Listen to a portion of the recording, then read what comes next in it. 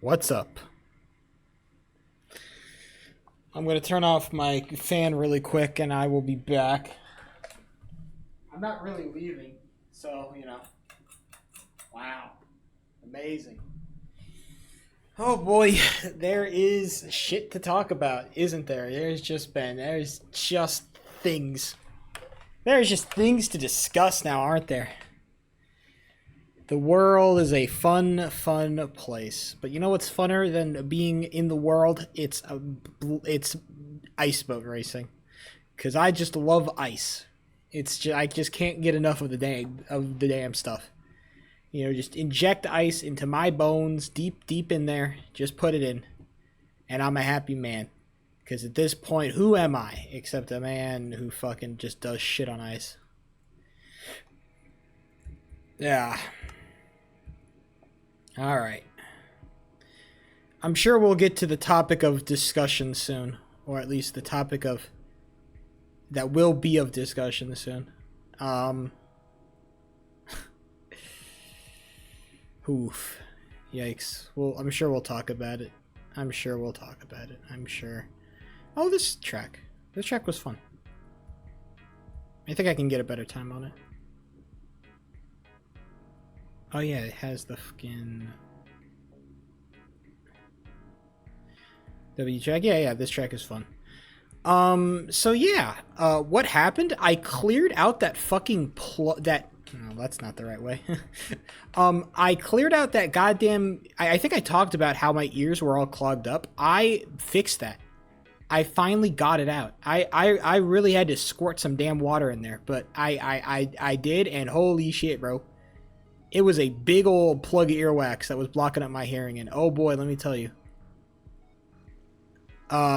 It's so great now. I can hear everything. My hearing is so clear and vibrant now. I feel great. I'm like, man, I'm not experiencing, you know, hearing loss. This is phenomenal.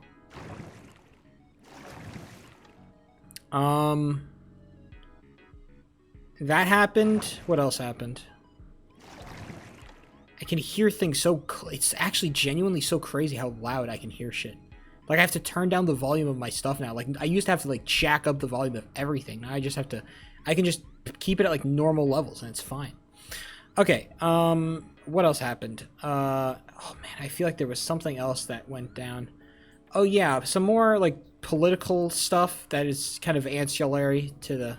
I guess ancillary would be the correct word to describe it. Plugged ears are insane, dude. It sucks. Yeah, I don't know. It didn't hurt. It was just like, I know they were in there, so I bought like the goddamn... I bought the eardrop kit with the squirt bottle, and I fucking... Or the... Not the bottle, the squirt plastic thing. And I did that for a couple of days, and it just popped right out. I'm like, oh, this is sick. I think my top 10 got robbed, and you got to get your ass on this track expeditiously. You got to hop to it.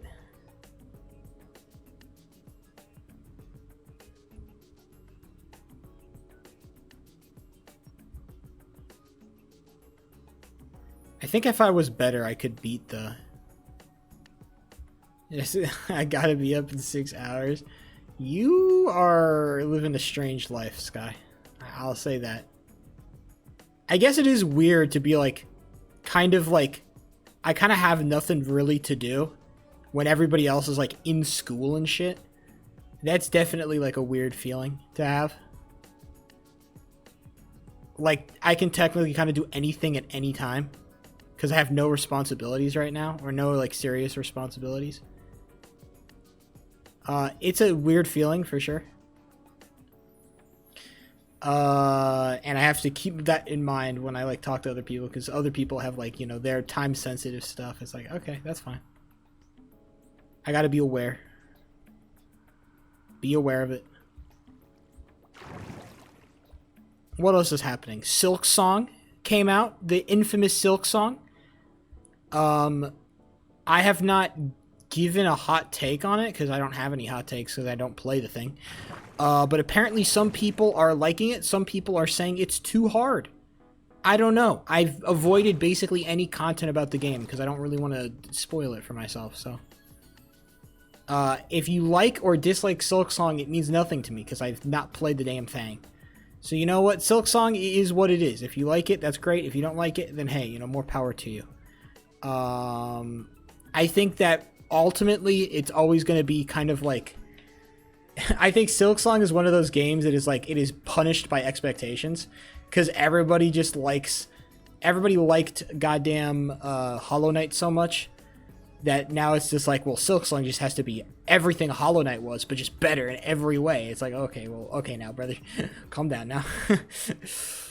Let's be reasonable here about the assessment of this particular game, right? Too hard is pussy? No, I don't think so. I don't think inherently being too hard is pussy. I just think that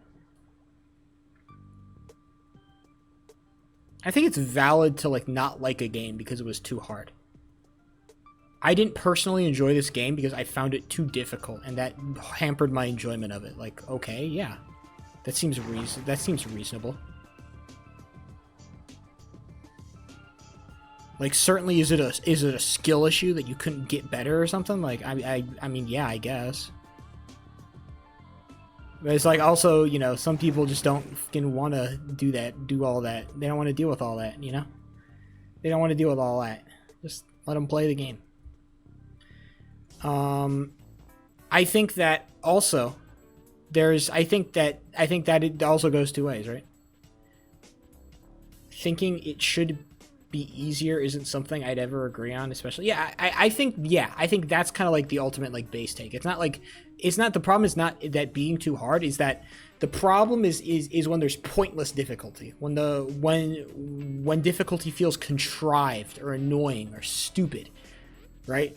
Just because something is difficult doesn't mean it's bad. Just because something is hard doesn't mean it's bad, right? There are levels to this analysis, right?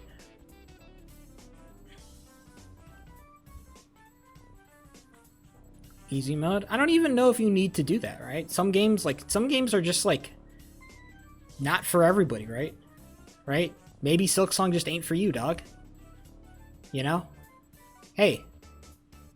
I think there's also like a kind of a collective. Here's my hot take as somebody who has never played Hollow Knight.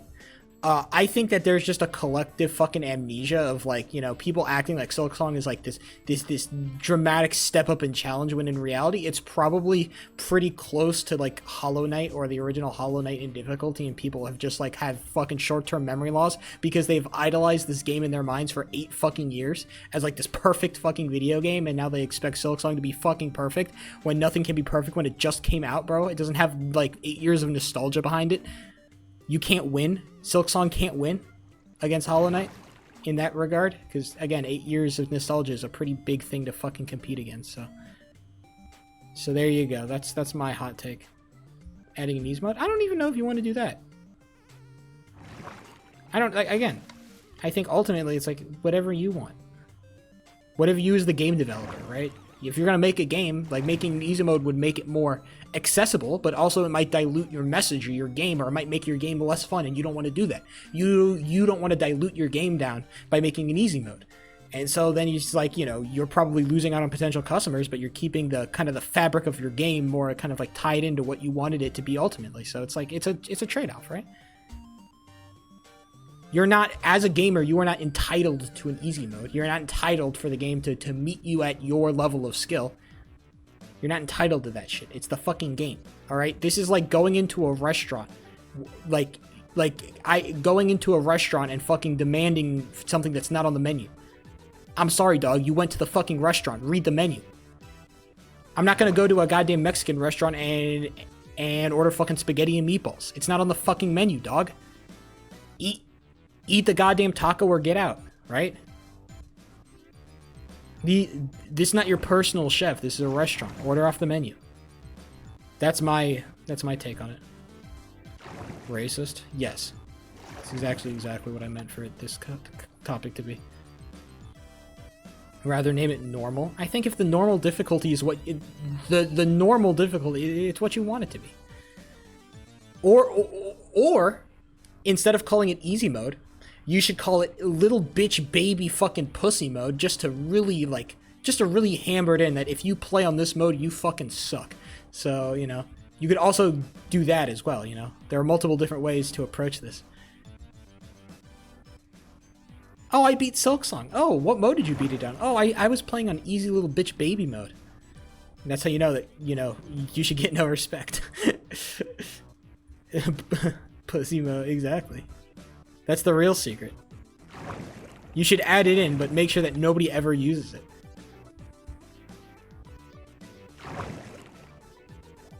Can I lock in, please? Oh, come on!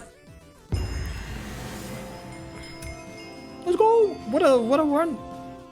Bitch ass can't handle double damage. Bitch ass can't handle the fucking game. Little boy...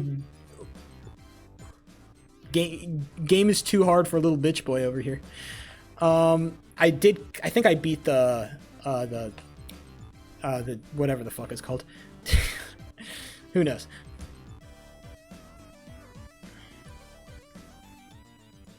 Should we talk about the elephant in the room? Should we discuss, or should we wait for everybody else to kind of come in? Because I'm sure that there are more. Yes? Oh boy. Address me. Yeah, there is an elephant, a very metaphorical elephant, but the elephant is still there. Let's address it. If you haven't heard, Norxor want to hear? Yeah, I did want to wait for, you know, our good friend of the stream, Norxor, but he was kidding. I don't fucking know, dude. Good friend of the stream, Norkstar, is kind of the initial individual to bring this fucking topic. Is this the wall bounce one? This seems like wall bounce central. Oh yeah, this is the wall bounce one. This is like a different version of the wall bounce one. What the fuck are these crops? Oh, this is wall bounce but funky. Okay. Alright. So, if you didn't know, recently there was a bit of a situation took place, as you would say. A bit of a situation took place. A known famous right-wing political pundit, commentator, general, important figure when it comes to politics, Charlie Kirk. You may know him, you may not know him. He is dead. And he is not just dead for any for any fine reason. He is dead because he was shot. And he was not just shot, he was shot while on a college campus debating with college kids about, I don't know, gun violence apparently, which is ironic because he was shot. He's very, very dead. I've seen the video of him, I have watched the uncensored video of him getting shot, and holy shit. It's graphic. I would recommend not watching it. I have seen a good amount of gore. I don't want to say a good amount. I've seen enough gore to know that I do not like it. I've seen enough gore on the internet to know that I don't like it. And I did not like that video. It is definitely up there in terms of the worst gore that I've seen. It's bad. The AI, that video was fucking wild. Genuinely, like, holy shit. It's bad, dude. So, what is... I guess the interesting question is not, is this good? I think the answer to that is obvious. This is bad. Somebody has died. This is a bad thing. Death is not something that should be, celebrated, right? This is a bad thing. Somebody died. I think the more interesting question is, how should we be responding to it? Or how should people be responding to this? Or what does it mean for this to be like... I've thought a lot about this, and I still don't feel very confident in the way that I'm expressing a lot of my feelings around this. I thought he was making it? Yeah. Once I saw the video, it was like, wow. I guess, how do I, like, discuss what I want to talk about?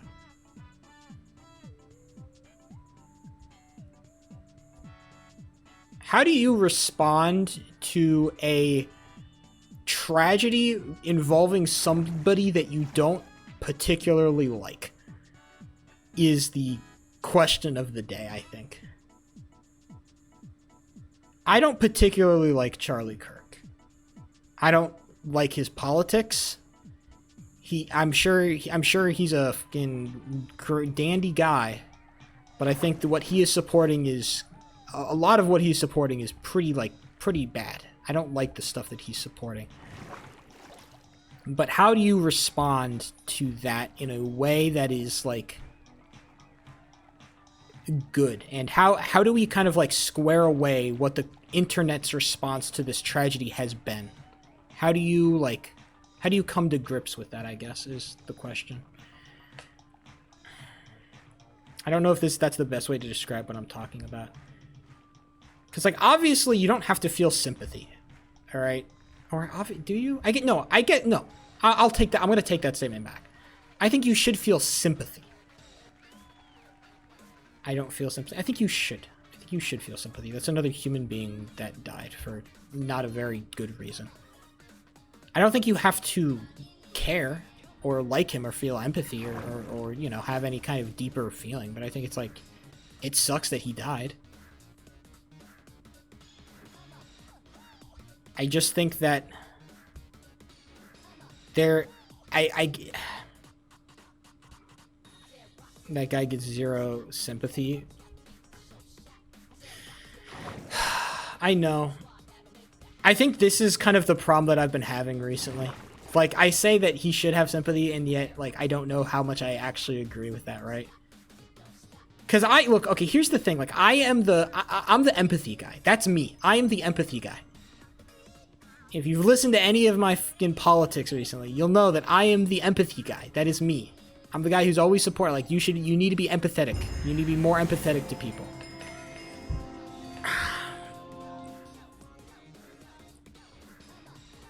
But how are you supposed to have empathy for people who don't have how do you have empathy for somebody who refuses to have empathy for you? I guess would be the more like getting shot. But it's like, okay. Right? This is a bad thing. This is really fucking bad. I think this is really bad that he got shot. Like, really, like, this is really horribly bad. Not because he died. Not because of the person who died specifically, but because of the way that I think that this kind of represents where we're at. As a culture, as a people, as a democracy. This is how this is how democracy dies. This right here is where this is where it starts. This is where democracy dies. And I feel like I feel like we've been going down this path for a while now. That this is how it will end. This is how the glorious American experiment will end. With violent revolution. And every violent revolution that's ever taken place has always ended badly. Every single one. It will be no different in fucking America. If we ever get to that point. Because, like, oh, man.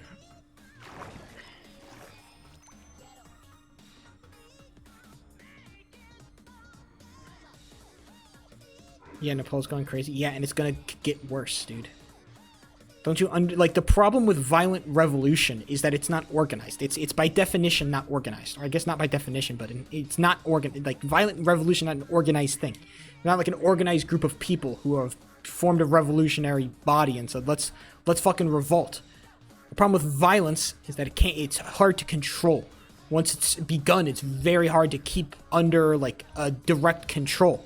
And because everybody has different opinions on the level of violence that is acceptable, then what happens is that you have different groups of people doing increasingly extreme actions because they all agree that they are in the right. Nobody has everybody has a common idea of what they want to happen, but nobody knows how they want it to happen. All right? I might think, like, I think that the level of violence acceptable is that we should take over the government, and then we should put all the government officials on trial. And then the guy next to me says, well, I think we should kill the president and all of his associates, but then we should put everybody else on trial. And then the guy next to me says, well, I think we should kill everybody involved plus anybody who is supporting the president. And then it's just a level of who is more willing to enact that violence. The question then becomes who is just willing to enact that level of violence that they want. It usually comes down to the worst, and everything becomes a fucking disaster. Is this what we want? Is this what we want from our country? That we're okay with people just getting shot for having fucking the bad political ideas? Is this what we... I don't... Because, like, the question is, it's like, I want to come down harder on this. This is where, like, I feel like I'm very much, like, in a split mind here. Because I can't give a strong opinion because I'm in such a split mind. For one, I want to say this is, like, an awful, awful, awful thing. Because it is shown that because we are so, like, we have gotten to the level in this place, not in this country, or I guess in this country, where it is like, it is okay, where we feel like it is fine, you know, whatever. He was bad anyway. I don't care. He died. Whatever. That we feel like the acceptable answer to solve our problems is to shoot somebody. That is the acceptable answer. That we need to gun somebody down. That is what is the correct thing to do. That we've gotten to that point. That is crazy. But then in the my other half is how am I supposed to feel empathy for a person who doesn't feel empathy for me? How am I supposed to be charitable towards a side that has not been charitable to my side? How am I supposed to do that? How are both of those things supposed to be squared away at the same time? I don't want to give the fucking I don't want to give the conservative side my charitability because they have given my side none. They've given the left side no charitability. They will continue to enact more and more horrible things. They will continue to do worse and worse shit. Not like policy-wise. Not policy-wise. I'm not talking policy-wise, but I'm talking about the way that they conduct themselves. I'm talking about the people that they support. Donald Trump is a morally reprehensible person. Not because he is like, oh my god, he's done such terrible crimes. It's because he is literally anti-democracy. He's anti-America. If you support Trump, I seriously question how much you actually care about the concept of America as a country. You don't care about America. You care about your ideas and your fucking rhetoric, and you care about, whatever works to get your shit passed. You don't care about America in that case. You just care about, making sure that everybody agrees with what you believe. That's what you care about. You don't care about America.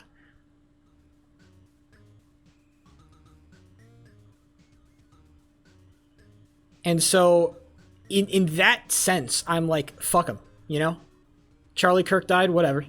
He died. I'm not going to feel sympathy for him. I'm not going to care. He was a person that, kind of stood on the front lines of, like, saying Donald Trump is the fucking hero that this Republican Party needs. When I'm saying he is horrible. And then on the other side, I'm saying, when I say that sentence of fuck him, who cares, whatever, I am contributing to the fall of democracy. I'm contributing to what will ultimately be our demise as a country, what will end this place. Everything.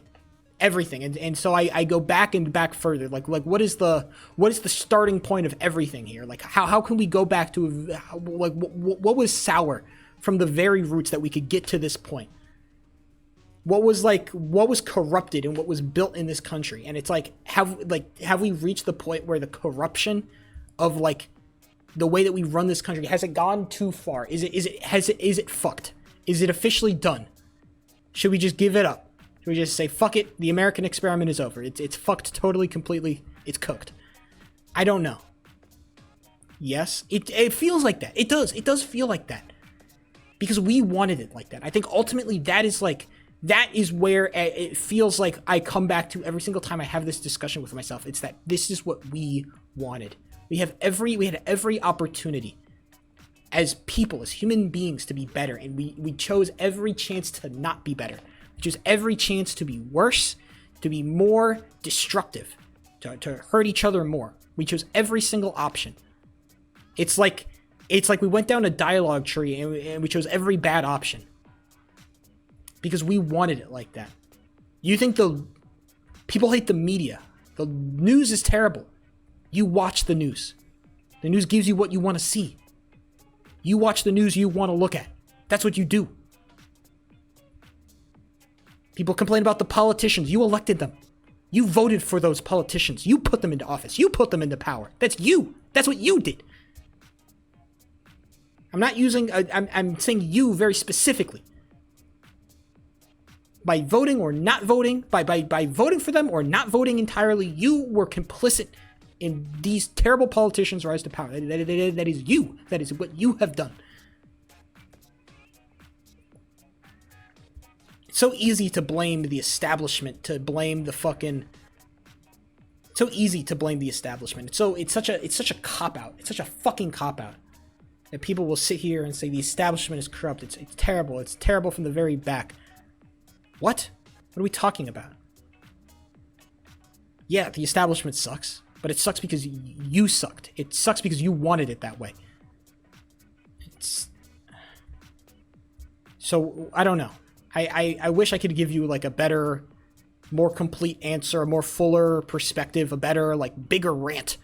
Oh, more anger from Sheep003. I don't know. I don't know anymore. I don't know what I'm supposed to say. I don't know. I wish I could give you a better answer, but it's just... I'm very conflicted, and I don't know where like this conflict will like go. Where like what is the solution to this conflict that I have in my head? What is the solution? I don't know.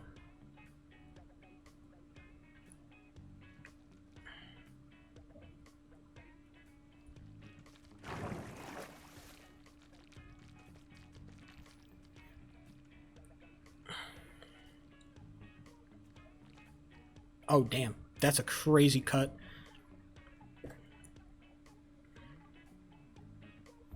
Are definitely in store for 2025. Yeah, again, it was like, I think I remember having this exact conversation, or having this exact take like a year ago when the first healthcare CEO got shot, right? When the first healthcare CEO went down, I feel like I had this exact conversation of like, where does it end, right? It's like, we're gonna treat like this one. It's like, oh, you get a slap on the wrist. Don't do it, but we're not really that mad, right? Where does it end? And I feel like this is the natural continuation. We were totally okay with giving that guy, and then somebody else is like, they're gonna do the same thing. And look at the response that they're getting. Look at this natural response of, you know what? I don't really care that he died. You're just gonna empower more of them. More of them are coming. Every single time we put out this overall rhetoric of, I'm not sad. You're going to continue to get this positive reinforcement loop of like, I'm going to positively reinforce. I'm going to continue to give you this positive reinforcement loop. And now suddenly it's like, somebody else is going to get shot. It's like, how far do we have to get into the chain of people getting shot until it's like, you know what? This is bad. Seeing all the corny Republican millennials saying this is war. Oh, of course. But I see just as many corny fucking leftists talk about how this is a gun violence issue. When I'm like, okay, dude. I mean, it's a clever little rhetorical trick, but obviously, like, the point of this whole thing is not like, oh my god, look at how terrible gun violence has gotten in this country. Obviously, that's not, like, the main fucking problem with this. Obviously. Okay? So I'd argue both of those things are equally corny, right? More of them are coming. I'm seeing transgender ideology. Yeah, I'd say that rhetoric is bad, but I'd also say, like, the same rhetoric about a fucking trans genocide is equally as shitty. That's the kind of rhetoric that leads to this stuff.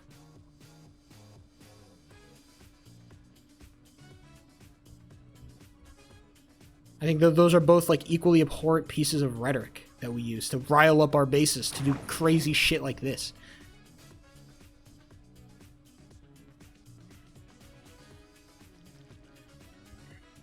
Exactly. Everybody wants to have the hot take, right?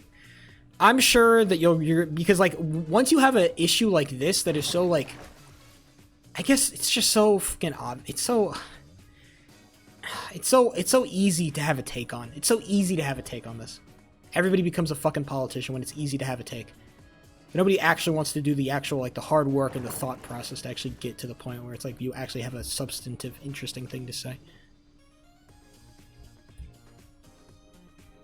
At least I try, to say something interesting.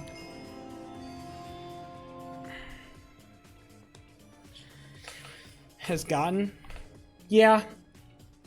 As I think about this more, I wonder how much of this directly comes from like an economic thing. Like how much are our social views affected by our economic standing? And I think the more I think about it, the more I'm like, man, it does feel like the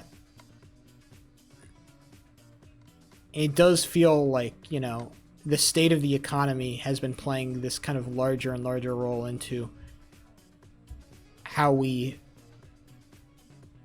treat social. As things have gotten more dire economically, people have become more and more extreme, which I guess is like a natural like inclination of things. But it's also just like a reference of just like how fucking stupid people are. It's just more of an indictment of how stupid people are. When everything was okay, everybody was okay with the status quo, and things got done slowly, and it wasn't fun, but, shit got done. And now everybody wants to be an extremist. Now nothing gets done because everybody's an extremist now. Everybody wants to believe the crazy shit. Nobody wants to deal with the actual political process anymore.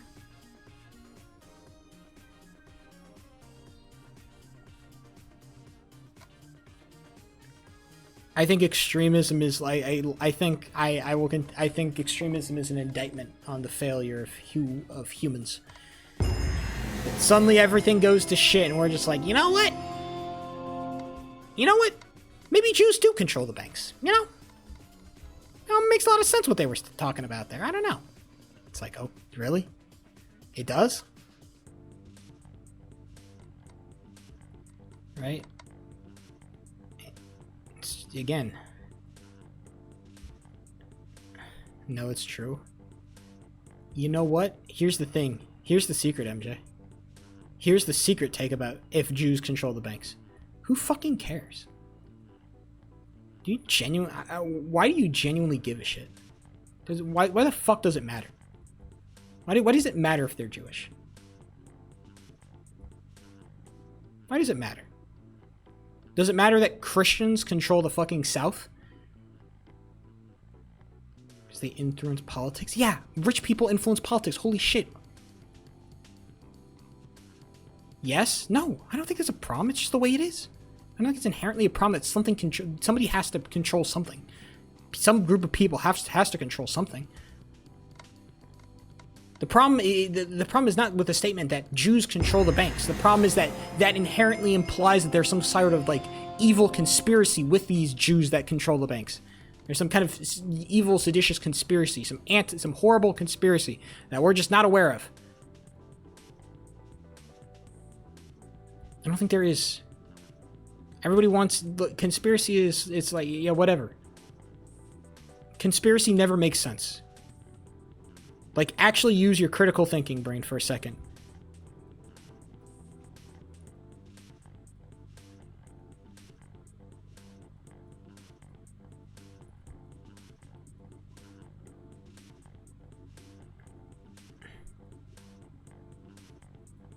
Blessing the ethno-state? Yeah, man.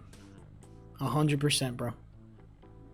Yeah, man. The guy who is, you know, a voracious immigration advocate. Yeah.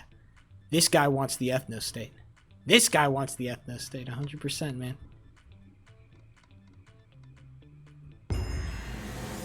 I am actually the Jew that controls the bank. That's what I didn't want you to know this whole time. I'm actually the Jew that controls the bank.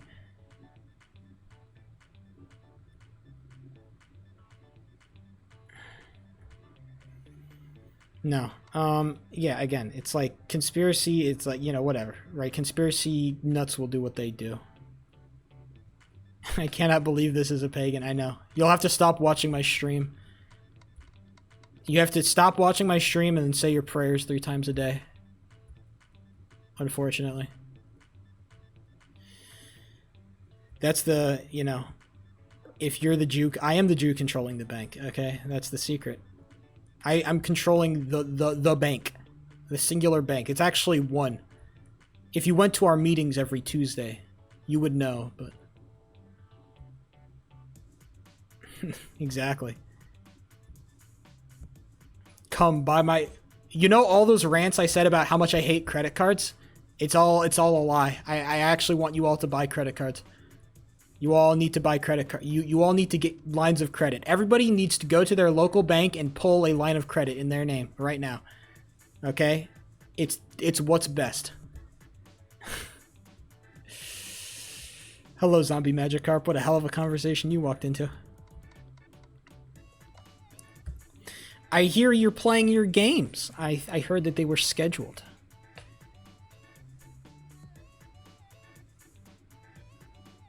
They want us to play our games tonight, by the way. They want my team wants us to play our games tonight, and I really hope they don't do it, but if they do, then fucking we ball, I guess. 16th, yeah. You feeling confident? You feeling good? I was getting shit on by Peachy Paw and Styx last night. It was great. I don't think, maybe not Peachy Paw, definitely Styx. I was getting fucking dumpstered, dude. Last night was bad for the Sheep03 goaltender. Sheep, you will make me radical if you continue. Exactly. I love politics. I took a break. No, I can't glove. Yeah, I had a bad glove tonight. That's actually the secret reason why why I was bad. No, it was just because people were taking good shots on me, and I just couldn't glove them. It wasn't that I was playing like uniquely horrible or anything. I just was taking bad shots and I couldn't glove. Because I was getting too cute with my positioning. There comes a point like where like as a goalie, I feel like you start to limit test like what you can get away with. And I think that they're very much like it feels like every single time like you're in scrims, it feels like I'm pushing, and then I hit a big wall where it's like, okay, you're acting goofy as shit, and then you get like kind of cooked, and then you kind of go back, right? It's like I'm sneaking closer and closer and closer, and then I just get hit, and then I have to like slink back to my corner, and then I'll slowly keep pushing out again, right? It happens every time, bro. So I just hope that, you know, that the rebound is not too horrible, right? Because I'm sitting here like, I know he's going to shoot wide. I'm like, I have no fucking idea if he's going to shoot wide or not. Like, what the fuck am I saying? I know he's going to shoot wide. I'll just put myself out a little bit out of the center. It's like, what the fuck am I talking about, bro? And then the puck just goes right past me. I'm like, well, okay, I guess I feel like an idiot now. Every time, bro. Just sit in the middle, bro. It's higher EV play. Doggo. Yeah. Sticks is scary, bro. Sticks is fucking scary when he's actually like playing the game for real. I think that's like what I've been figuring out. That's what I've been figuring out, bro. When everyone else's playout bracket looks great. Yeah, man. I played good. Or I didn't think I played that great, but everybody was telling me that I was fucking playing great, so I'm like, okay. I didn't think I was doing anything that crazy. It was like, it all felt like very like it felt very what's the word for it? Very like routine for me. Which I guess it sounds like a flex, but I genuinely don't think I made crazy saves. Like, I think my positioning was pretty good, and I set up my I think one thing that I did good was to set up my players with opportunities. I mean, there's a reason I got a fucking assist in the game, right? I think I set up my players for good opportunities by being an aggressive goalie. I think beyond that, it's, you know, I don't think I did any. There was one shot that I was pretty impressed with, but that was just like a luck. That wasn't like a actual like, oh, look at how skillful he is. It was like a luck thing, right? When did you get nonchalant on me? It's not being nonchalant. I genuinely like, dude, they gave me the fucking second star. I'm like, really? Second star? Like, I like to like rate myself pretty highly, but I feel like Saving CPR was making more impressive saves. I feel like Saving CPR had like a slightly better game than me. Obviously, he was getting like pounded a little bit more than I was, but you know, the facts still remain.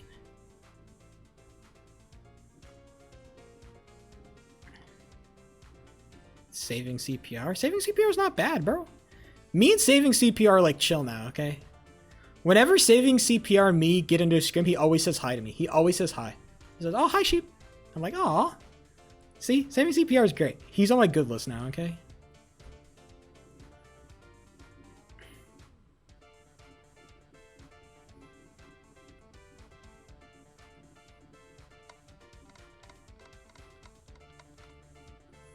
Why did you have to leave the news when all this wild shit? You know what's funny about the news? I was actually looking at the JBHL Discord. I think it was Salted and Cooked who was like talking some shit about like how the media sucks, the news sucks, the media is terrible. I wanted to go off, bro. I wanted to go off because it's like if there's one guy who's allowed to talk about like if like is the news bad, is the news terrible? It's fucking me. Me, the guy who has a political science degree and the guy who worked for a full year at a local news station. I'm the guy who's allowed to have a take about the fucking news. And if it's good or if it's bad. I'm the one who's allowed to have that take. Not you. Not you. You don't get to have that take. You don't get to have that take because your take is bad. Your take is stupid. Your take is uneducated and uninformed. I can have that take.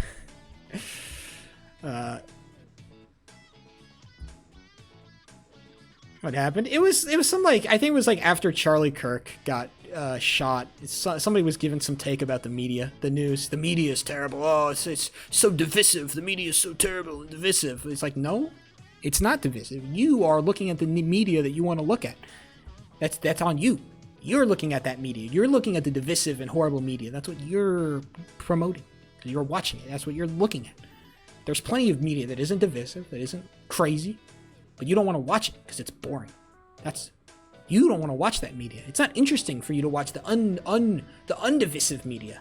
Because the problem is everybody, though the real problem with media is that the moment everybody got access to fucking the internet and Twitter, everybody became a goddamn journalist. Except they all sucked and they all lied. But people believed it anyway. That's the real downfall of traditional media, is that we figured out that people will just believe anything. People will just believe whatever they fucking hear. It doesn't matter. You don't need to tell the truth. Journalistic ethics are a waste of money. That's what happened. Okay? That's why traditional media died. There's plenty of traditional media out there. Good, honest, two people sitting at a desk wearing suits. It's there. You don't want to look at it, though. Not interesting. There it is. That's my take.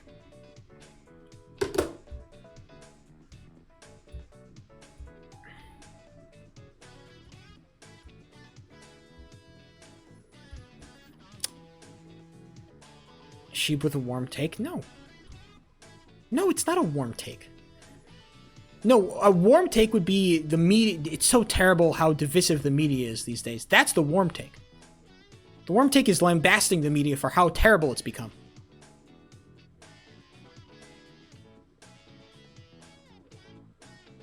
I say it's a lukewarm take. Medium temperature. It's been a wild 24 hours? Yeah. I pop out a goddamn lump of earwax out of my ears. I can hear clearly for the first time in months. And then Charlie Kirk gets shot. It's like, well, damn, I guess.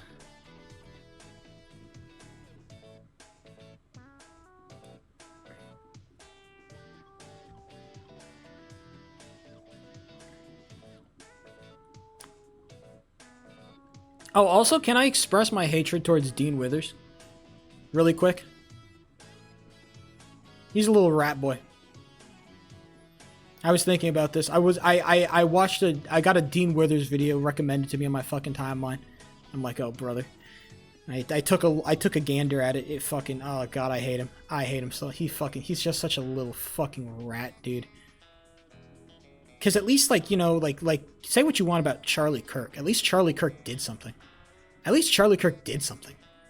You know, Charlie Kirk and Dean Withers are the same human being, okay? If Charlie Kirk was, you know, was taking it in the ass from fucking Republican senators, Dean Withers is doing the same with the Democrats. But at least Charlie Kirk, like, was actually doing something to change votes. Going out in person, in real life. Doing the actual political events. He's actually changing things. No. Dean Withers, though, he takes the bitch way out. He'd rather just debate online. Performatively because guess what? He makes a boatload of fucking money from it. But he doesn't actually care. Because he's not doing anything in person. All politics is meaningless unless it's in person. Unless it's actual activism. Alright? If you are a political content creator who makes your content is primarily revolving around politics, and you do not engage with those politics outside of the internet, then you are performative. Then you are entirely performative. You don't genuinely care. That's my razor fucking hot take.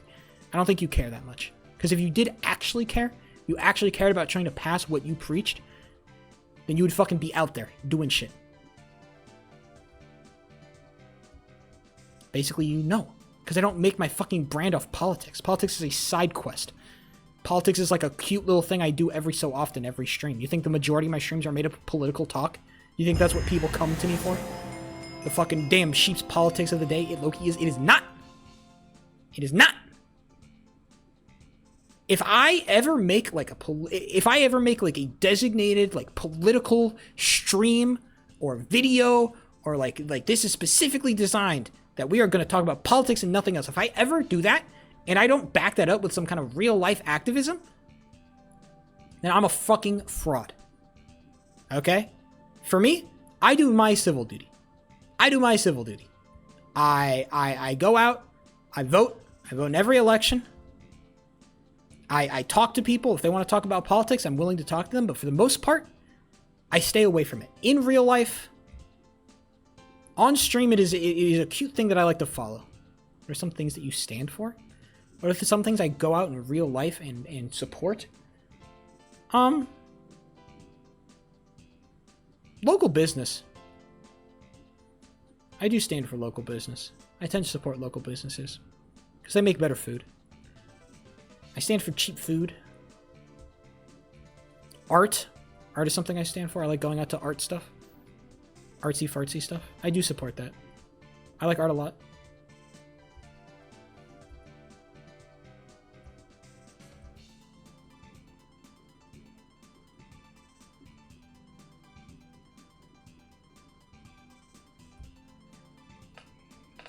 I see, that's the difference, all right? I'm not... Have you ever regretted your vote? Probably, yeah.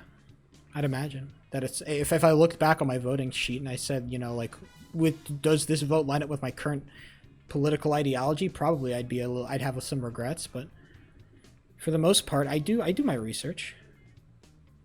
I do my research. I do my time. Right? I think that there are levels to like how you should engage with politics online though, or like online versus like in real life. I think that once you're able to make politics like your job, when it is your job to do politics and you're doing it all online, I think that is super performative.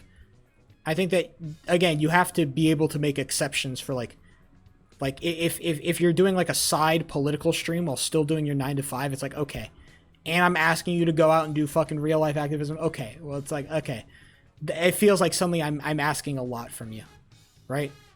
I think I've said this, like it sucks to try to be into politics and also have to work, because it feels like those two things like are not like close. It's like I have to go to my 9 to 5, clock out, go to my city council meeting, clock out, go volunteer at my local food bank, get home, go to bed, wake up, do it again the next day, right? It feels like, okay, that kind of sucks, right? That feels like it sucks for you because now I have no free time, basically, right? I think the moment that you start making politics your full-time gig, like this is your full-time thing, and you are not doing any real-life activism, I think that is super, hyper, ultra performative, and you suck.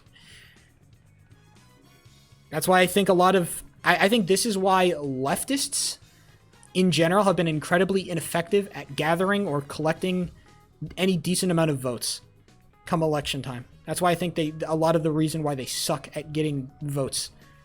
They're really good at getting the online vote. They're really good at getting the online vote. Guess what? Online people don't vote. You're getting supported by a bunch of 16-year-olds. They might not even vote. If all those leftists that are so popular online went out into real life and did the Charlie Kirk, it's a lot harder. It sucks a lot more. You make a lot less money, but you get a lot more done. You get a lot more done. Fucking brat Kamala Harris campaign, man. Yeah, that's kind of the epitome. That's kind of the epitome, isn't it? When you start pandering to online people, you will not win. Nobody votes online. People vote in person.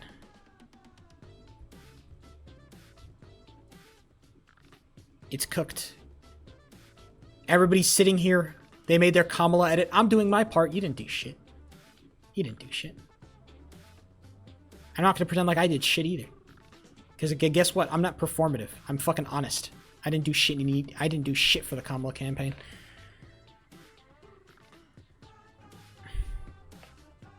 Because I don't lie.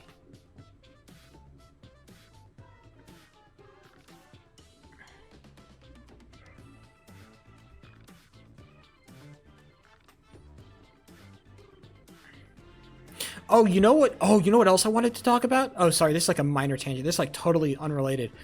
I guess it's kind of... No, it's totally unrelated. It's totally unrelated. League player was sexist. That's right. A League of Legends player was sexist. The problem is that he was part of my favorite League of Legends team. And he's the great... That League of Legends team is the Great Western Hope. If you don't know the lore behind competitive League of Legends, the West ain't shit. They all suck. And there is one Western team that people think is, like, competitive. Like, they might be competitive with, like, the Koreans and the Chinese. They might actually have a chance to do something. in this upcoming Worlds, because Worlds is where the West hasn't done shit. Where the Worlds is like where all the best teams of the world come together to fight, and the West sucks every fucking year. They always get blown out. Every single year. Every single year they get blown out. But recently, last year, a Western team got really, really close to beating like a decently good like Korean team. They got really, really close. It was like a big deal. Like, holy shit, they almost did it. Right? It was a huge deal. And then this Western team went back to their region. They fucking dominate. And then their top, one of their players comes out in a hot take, and he says that women should not be playing League of Legends while on their period. Was his take, and I'm like, oh, god damn it, I liked you too. So now it has spawned a great crop of memes where women are making fun of the fact that they are not supposed to be playing League of Legends while on their period, which is it's been great, a great crop of memes for sure, but it also fucking sucks. It's like, why do you gotta say all that shit? You're good at the video game, and I like you, and you're the only team that has a chance of being good. And you're gonna come out and now you're fucking suspended. You can't even play in like the finals of like the North America shit. Even though you're already qualified for Worlds, and you can't play in the finals of the North America stuff, so you'll get no practice. So like, yeah, whatever, great, woohoo. This sucks. Why do you have to be sexist? Why? Why do you have to do this? Why do you have to do all this? Who would you be devastated to see follow the alt-right pipeline? I mean, dumb people fall down the alt-right pipeline all the time. Like, which like stupid law are you surprised? I'm not surprised. I'm just not happy. They're not mutually exclusive feelings, right?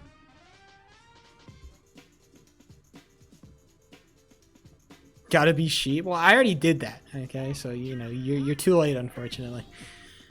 I already went down that. I did fall down the pipeline, but it was like a very short fall. It was like it was more of like I twisted my fucking. I jumped in I stepped in a pothole and I twisted my ankle, and it just like was like ah. I just had to limp around for a little bit, but I got out. It wasn't a very hard climb, but you know, I did fall in. But then I became smart. I became educated. I educated myself, as they say. I educated myself. Exactly. I educated myself. Now look at me. A bold beacon for not wanting people to get shot and not hating black people and or women. Look at me. I'm a fucking beacon.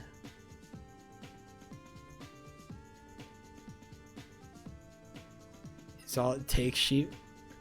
Bro, I have the most nuanced takes about trans. What the fuck?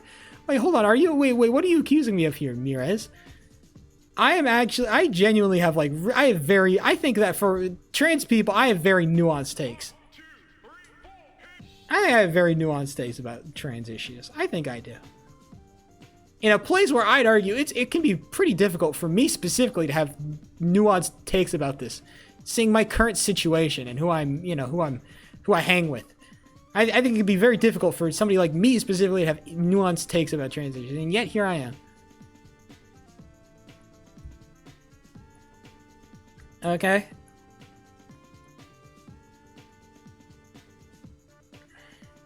I think I have nuanced takes about most things. Give me one topic that I don't have a nuanced take about. Give me one topic I don't have a good take on. Palestine? Okay, I guess that's true. Never mind, you win.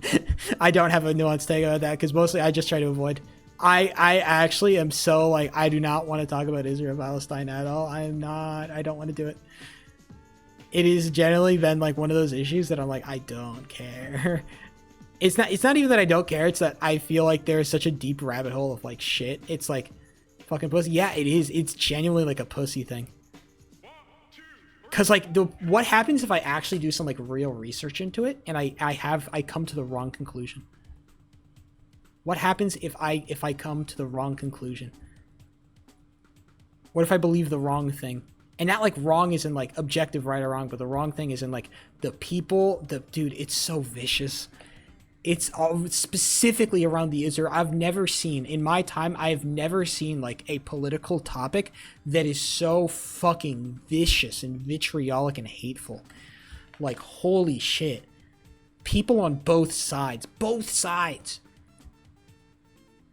Like, if you support each side, like, even a little, like you say something positive about Israel, like, I think they have really great food.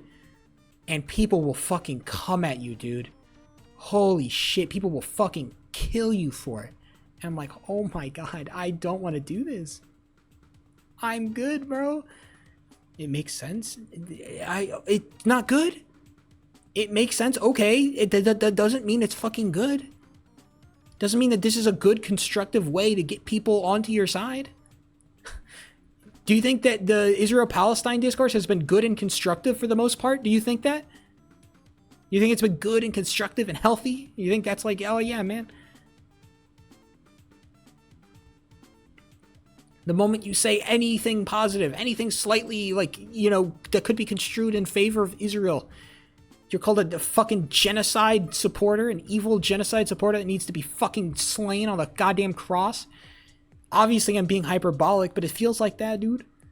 So yeah, no, I don't want to talk about it. I am a pussy on this. Because I feel like I'd have to do so much research to actually have like a good, decent, nuanced take on this. Because it's like history, a lot of history in this particular topic. There's a lot of history.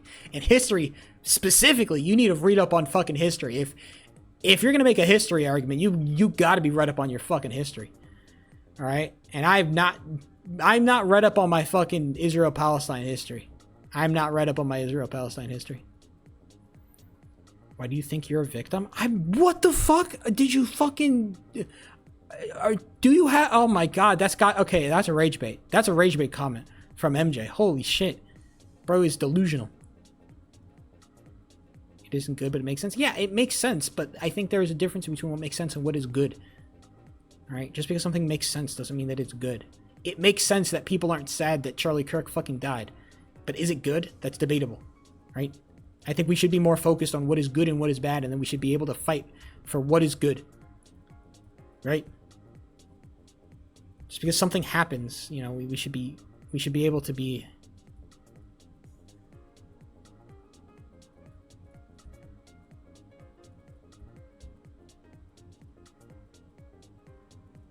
People are ready to slit your throat. See, that's my ultimate problem. It's like, I don't want to have this debate, and then like, I don't want to, like, if I do a bunch of research into Israel Palestine and then I come to some like crazy conclusion, like, you know what, I say something like, you know, crazy, like, I can understand why Israel is doing the things they're doing. If I say something like that, maybe it's true, maybe it's not, I'm not sure. If I say something like that, then holy shit, I'm the goddamn Antichrist.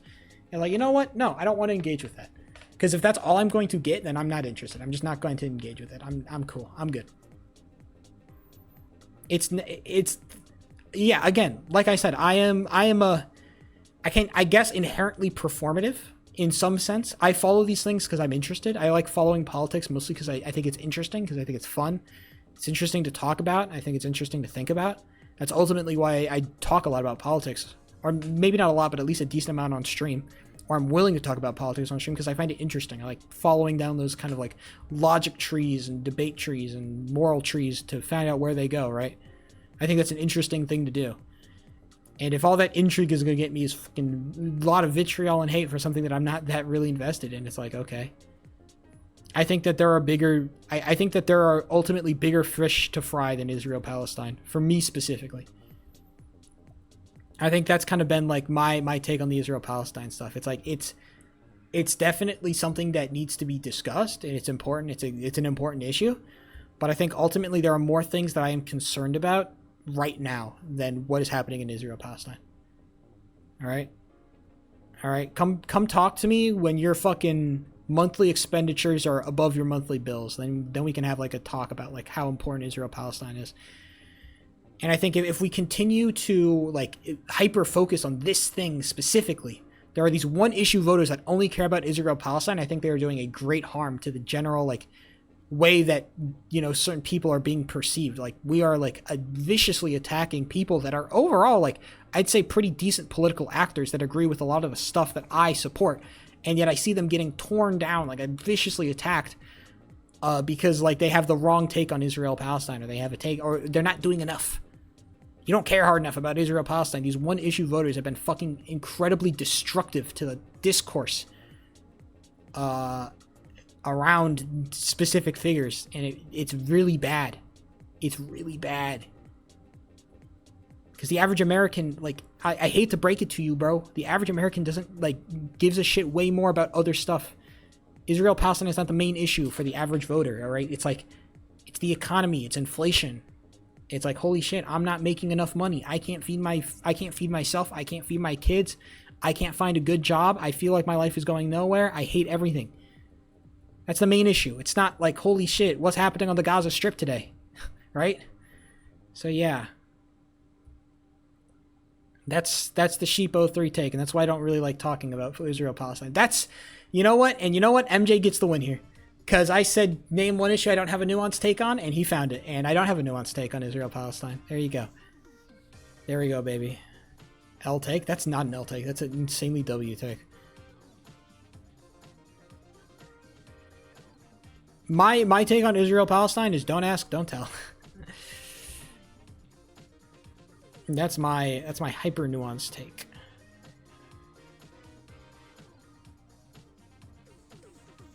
It does just center everything. I know, it's so fucking annoying. Just stop. I don't care. I don't want to talk about Israel-Palestine. Israel-Palestine is not the biggest issue facing specifically America, which is the country that I'm from and the country that I care about most. If I can go around solving global conflict, yeah, that's nice. I'd like if Russia stopped invading Ukraine. But the Russian-Ukraine war is not my main thing. It's not my main fucking problem. Right? It's not my big deal. Is Israel committing genocide? What's the correct answer? What do I have to say, MJ? I'll say whatever I have to. What's the correct answer?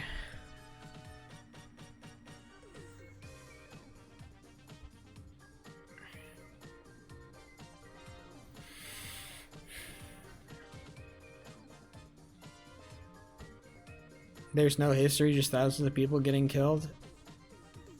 You know what? Then it is a genocide. You know what? Then it is. It's a terrible, horrible genocide. It's awful.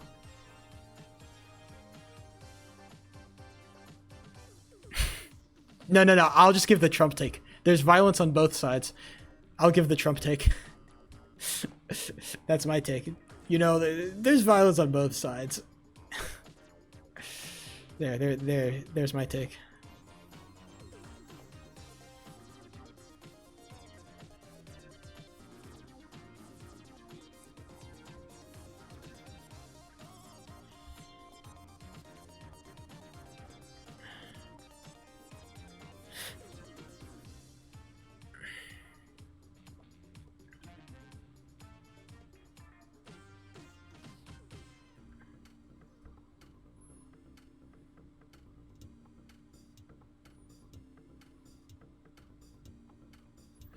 I'm not going to talk anymore about Israel-Palestine.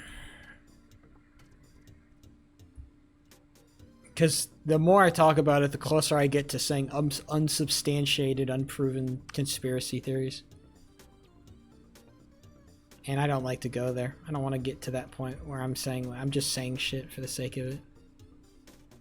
When Sheep gets to the point where he's saying shit just to say shit, it's like, oh boy.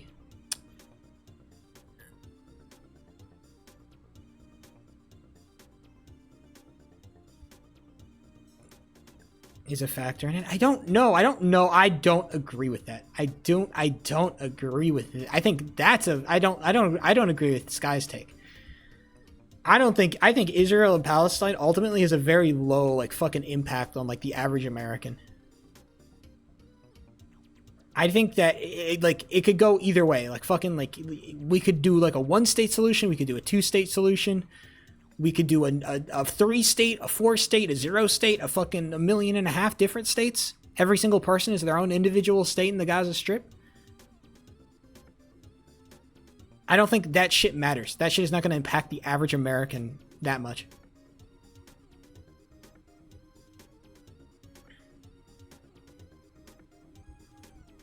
That shit does not. You know, I remember having this fucking debate in middle school. I was in speech and debate club. Not in middle school. I think in high school it was. It was high school. In high school, I remember having this exact fucking debate. It was literally like, it was in speech and debate club, and the topic of the month, I went to a speech and debate tournament about this. A two-state versus a one-state solution. That was the question. Should there be a two-state or a one-state solution? That's I went to speech and debate. Influencing some way? Yeah, again, but that's not, you know. I think if I'm speaking from a purely political pragmatist standpoint, a purely pragmatic political, not somebody who is like interested in just following ideas because I'm interested in following them, as somebody who is purely caring about the practical efficacy. Israel-Palestine is just not that high on the totem pole of shit. It's not. Just not that high on the fucking totem pole. I think people want to put it higher than it is because people will say dumb shit like Jews control the banks or something like that. And that's why they care. That's the secret reason. Is that you'll just have a bunch of people who are just like, yeah, it's the Jews. That's why they secretly care. Because the damn Jews are back at it again. That's the secret take. That's the secret reason people care so much. But you didn't hear that from me. Can we get a new empath? I am the empath guy, bro. Fuck off. What the fuck do you mean? You can't just say a million people died. Feel empathy. Like what? Why did the million people die? What if they were a million mass murderers? What if they were all child rapists? A million child rapists got killed today. Am I supposed to feel empathy? Am I supposed to feel sad for that? No. Fuck them. They probably deserved it. But again, it's a ridiculous example, but you know, the fucking point still stands, right? You can't just say like a random amount of people died, feel sad now. Be on my side. It's like, okay, there's probably more to this story. It's probably more fucking complicated than your, like, you know, your 2-sentence summary of it, you know? There's probably a little bit more to that than just like booga booga. MJS tier rage beta. Exactly. And you know what? I supported Obama's bombs. I think that when Obama bombed civilian hospitals, it was good. Look at that time. Almost a full second off.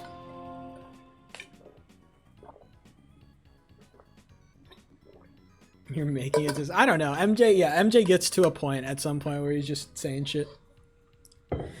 Fire improvement. Let me check my Discord. I don't know if we're playing today. I need to make sure we're not. I don't think we are. Okay, we're not. Thank God. Bless. Bless.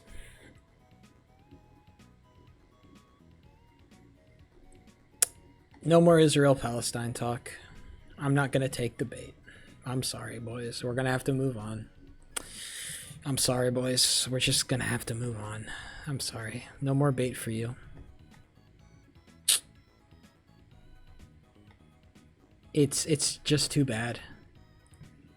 Your easy rage bait is shriveling up fast because I've seen through it now. It takes me a little bit, but I finally get there, you know? I just don't think you're talking about it now.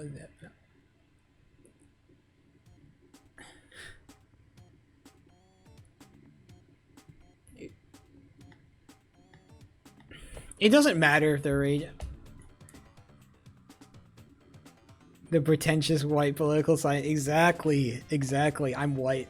That's how you know you've really found the ultimate, the final tier of rage bait. Just say I'm white and say I'm not allowed to have an opinion because I'm white and I'm privileged. Yes. Oh baby, we've done it. The final tier of finding ways to piss sheep off.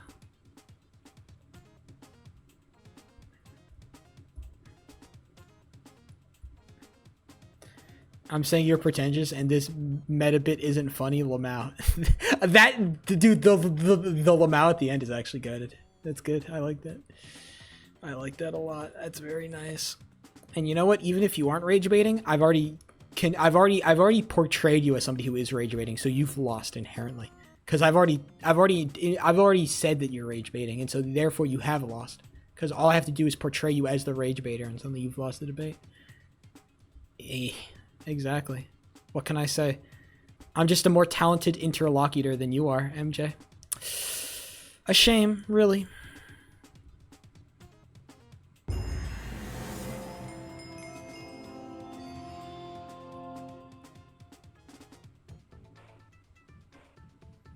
Yeah, man, because I'm exactly like Destiny. That is me.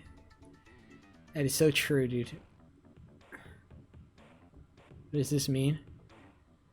Destiny is an interesting character, for sure.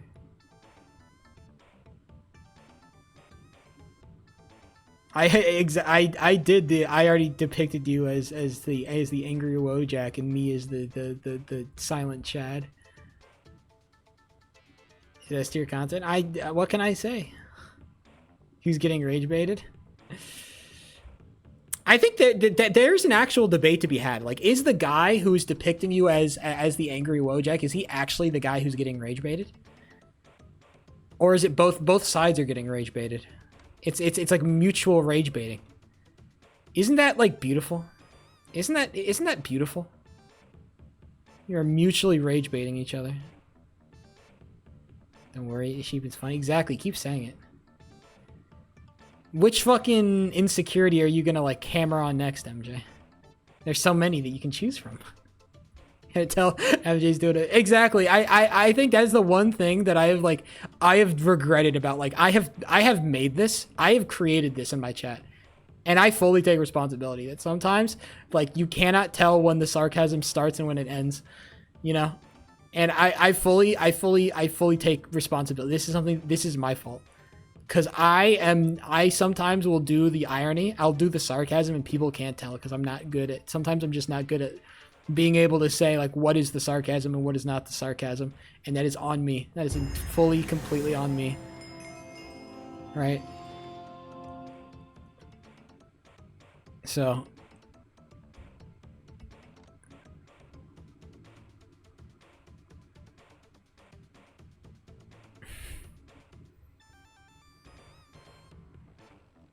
This is why I say dead ass.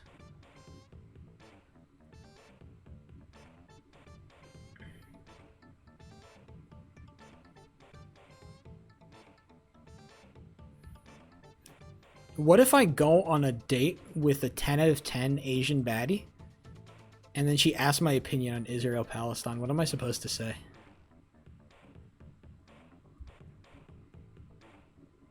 Because, like, on one hand, she could be, like, really, like, anti-Israel because she thinks she's a genocide.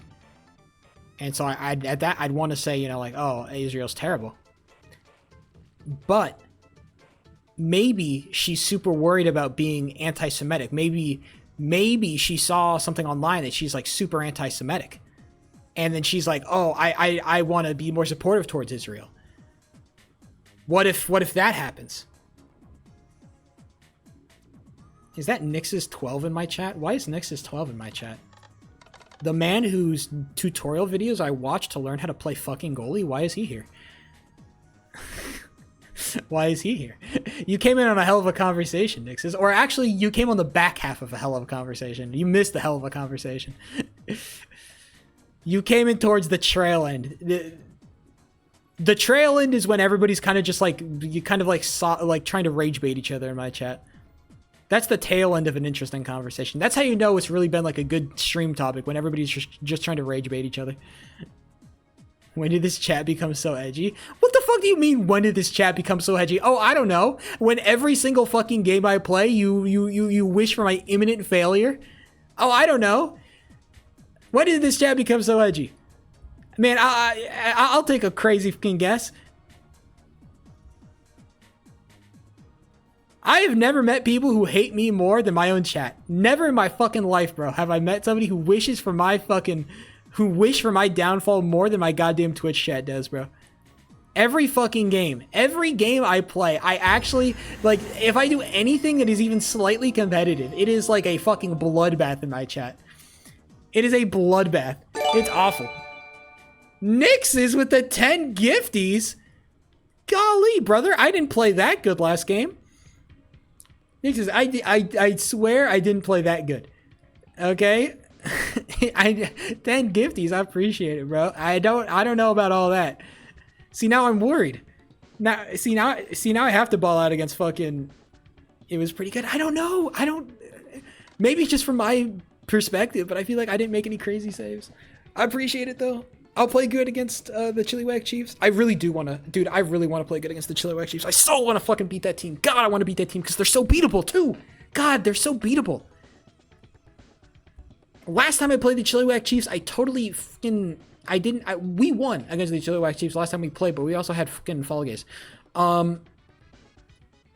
But like I balled out, bro. I played really good. I played really good against the last time we played Chilliwack. But I'm also scared because like I played against Sticks last night, and bro is like he's being serious now, dude. I played Stick 7 in fucking 3v3, and whenever he plays 3v3, he actually tries at the video game. And like when he actually tries at the video game, I'm like, oh my god, he's actually like fucking amazing. I can't stop this guy. He's fucking god.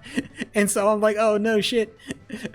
He's actually going to try now that it's goddamn playoffs time. He should have been inelged. That's my hot take. He should have been inelged, but the league is corrupt. They didn't want to inelge him because the league is corrupt. That's my hot take. That's my hot take. The league... the league is corrupt. They didn't inelge Sticks. No, he's fine. Just play tempered and don't bite the bill. Yeah, I try not to. It's so hard sometimes. It's so convincing. I'm just like, ooh, the cute pullback. What a great play I'll make. I'm thinking about the goalie highlight reel, Nixes, okay? You have to understand. If I make this crazy read, the desk will gas me up, you know? That's all I have to say.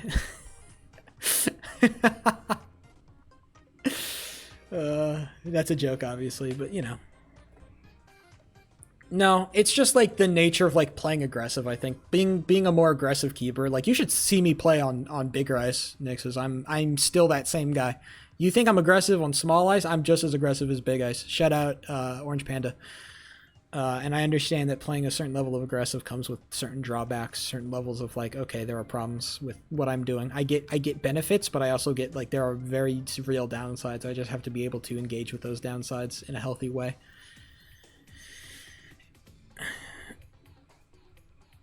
What's your hottest zero stakes take? Oh shit. Like waffles are better than pancakes? They were dissing me because I said sausage over bacon during my interview. After the game, I went on stream to do an interview with the casters, and I said sausage over bacon. I don't know if that's a super hot take. I think that's pretty cold. I know I'm trying to think of like a really fucking like a really spicy hot take. Is meaningless? Yeah, I get it is meaningless. It's true. I'm trying to think of like what's a gigantically spicy take that I have.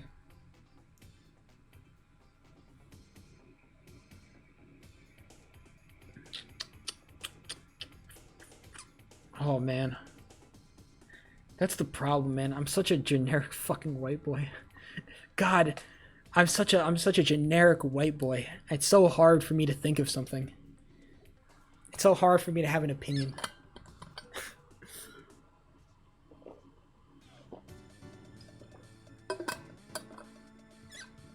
Sucks to suck? It doesn't suck to suck. I love it here, okay? What do you mean sucks to suck? This is great. You stand for nothing? I stand for plenty. It's just that what I stand for is what everybody else stands for, okay? It's not that I don't stand for anything. It's that everything that I stand for, everybody else stands for that same shit.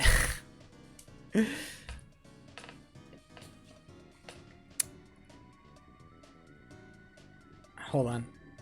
Stand for waffles? I do stand for waffles. I rarely get myself into situations where I need to... My legs will get heavy. I used to stand a lot. I used to be a swim coach, and I'd have to stand on the deck for like 5 hours in a row.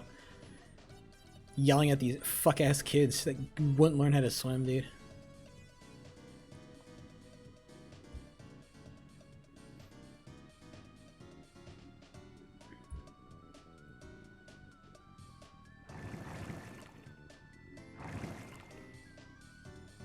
I'm trying to think of like a super low stakes hot take that I have.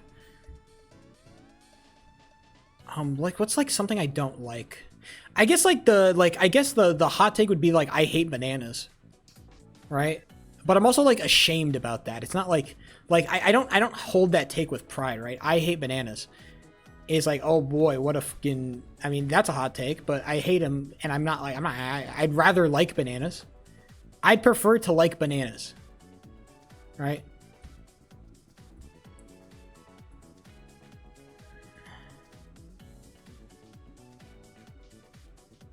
Aren't popular enough?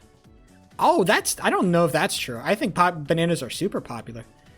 Think about all the fucking things that bananas are in that everybody gasses up, right? Like, what's the meme? Like, oh, when your girl makes you banana bread or something, that's like the fucking, isn't that the meme? When your girl makes you banana bread? If my girl made me banana bread, I'd be like, thanks. And then like secretly dispose of it in the garbage, like after a couple of days when she didn't look. Oh, I just ate it all. It was so good. Right? Don't make me banana bread, below. I hate that shit. That shit is not good. I don't like it. I've tried to like banana bread too. I've tried. I've tried so hard and it don't hit.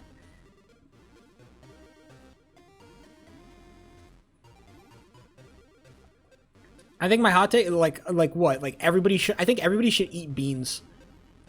I think that might be I think everybody should eat fucking beans. If you want to have like a healthier diet, a healthier, better diet, I think everybody should be eating beans. I think that's like that's a hot take. You fuckers need to be eating more beans. If you want to have a good, healthy diet, you fuckers need to eat beans. You not have a hot take? Yeah, exactly. It's actually interesting. Yeah, exactly. It's not like that hot, dude. That's the thing. What kind of beans? It doesn't fucking matter. Just eat the goddamn bean, bro. Put the bean in the bag. The fuck do you mean, what kind of beans? I don't know. Put the bean in the bag. How are you a centrist on everything? Okay. I'm actually gonna fight back against this, like, oh, she's a little pussy centrist. No. I'm actually gonna fight back against this. Because the difference between me and all you other is that people are centrist because they're pussies. I'm a centrist radically. I'm a radical centrist. Because I stand for everything I fucking say. Alright? I fight for what I believe in. Okay? Not like you pussy who's like, oh, I'm just gonna stay by the sidelines. I'm a fucking dude. I don't say shit like, oh, I think that this is good. I stand by that, bro. I stand by that. All right, I'm a radical centrist. And there's a difference between me and like you are portraying me as like this pussy centrist who's like, oh, he just won't take an opinion because he's just, I don't want, oh, I'm like you are making me sound like a fucking Ludwig or a moist critical who's just gonna be like, oh, you know, it's just whatever, you know, I'll say the popular thing. No, that's not me. That's not me. I stand on fucking business. You guys are acting like I've never stood on business in my fucking life, and I hate that. Just because I like normal shit and regular shit doesn't mean that I don't stand on business. Alright? There. That's what's going on. Alright? Don't ever accuse me of not standing on business. Thank you. Goodbye. Hello, B4. You feeling ready against Chilliwack? Before, if you let fucking Sticks get a corner shot, I'm gonna stay silent on the Discord call, but I'm gonna be secretly fuming. All right, I hope you know that. If you let Sticks get a fucking corner shot on me, because I know, like, all I know is that Sticks is gonna do some crazy shit in the corner, and if you let him, I've been in like 5. Hey, that's good. That's good. That's good. Playing all defense. That's good. We love to see it. Yes, B4. That's fucking what I love to see. I hate playing in BHL scrims. Because I have to play differently. Because the size of the field is different. It's way different as a goalie playing in the BHL scrims because the bigger ice means I have to recontextualize my strategies. It's harder. positioning and stuff, it's way different. I end up with 50 touches. It doesn't matter. You're there. The fact that they let you play is enough. It's weird. It's so weird in 3v3 with the positions. Yeah, I guess that's also true. It's just different, man. Like, I don't want to play too much, and like I like playing in 3v3. I think 3v3 is way funner than 2v2. But it's just so hard because like I am playing like competitively. I'm playing 2v2, and so it's weird to go practice 3v3 when I have to like totally change my mindset and like how I play, where I play, what I do. Used to going straight for the puck, yeah. I think it's good to like bring some, you know, temper. I think before like when I first saw you play, I always thought you were just like a fucking like holy puck chaser. I think I think that you've just become better, honestly. You're just like way better than you were when I first saw you play, like technical wise, like just tech skill in general. You're just like fucking better, dude. You're just a better player. And it just means that I'm like, damn, this guy can fucking score a damn goal. I don't have to rely on Fish Kizzy, who never plays the game. Shout out to Fish Kizzy. With the games. Exactly, yeah, it's just, you know. Maybe next season I'll lock in. I'm not playing this next season, so that's for you. I'll probably still like be around doing like commentary and stuff, but playing is a no-go for me next season. Not interested. Why not? It's too much of a time investment. I'd rather spend that time doing other shit. I just have different like things I want to do, different stuff I want to make.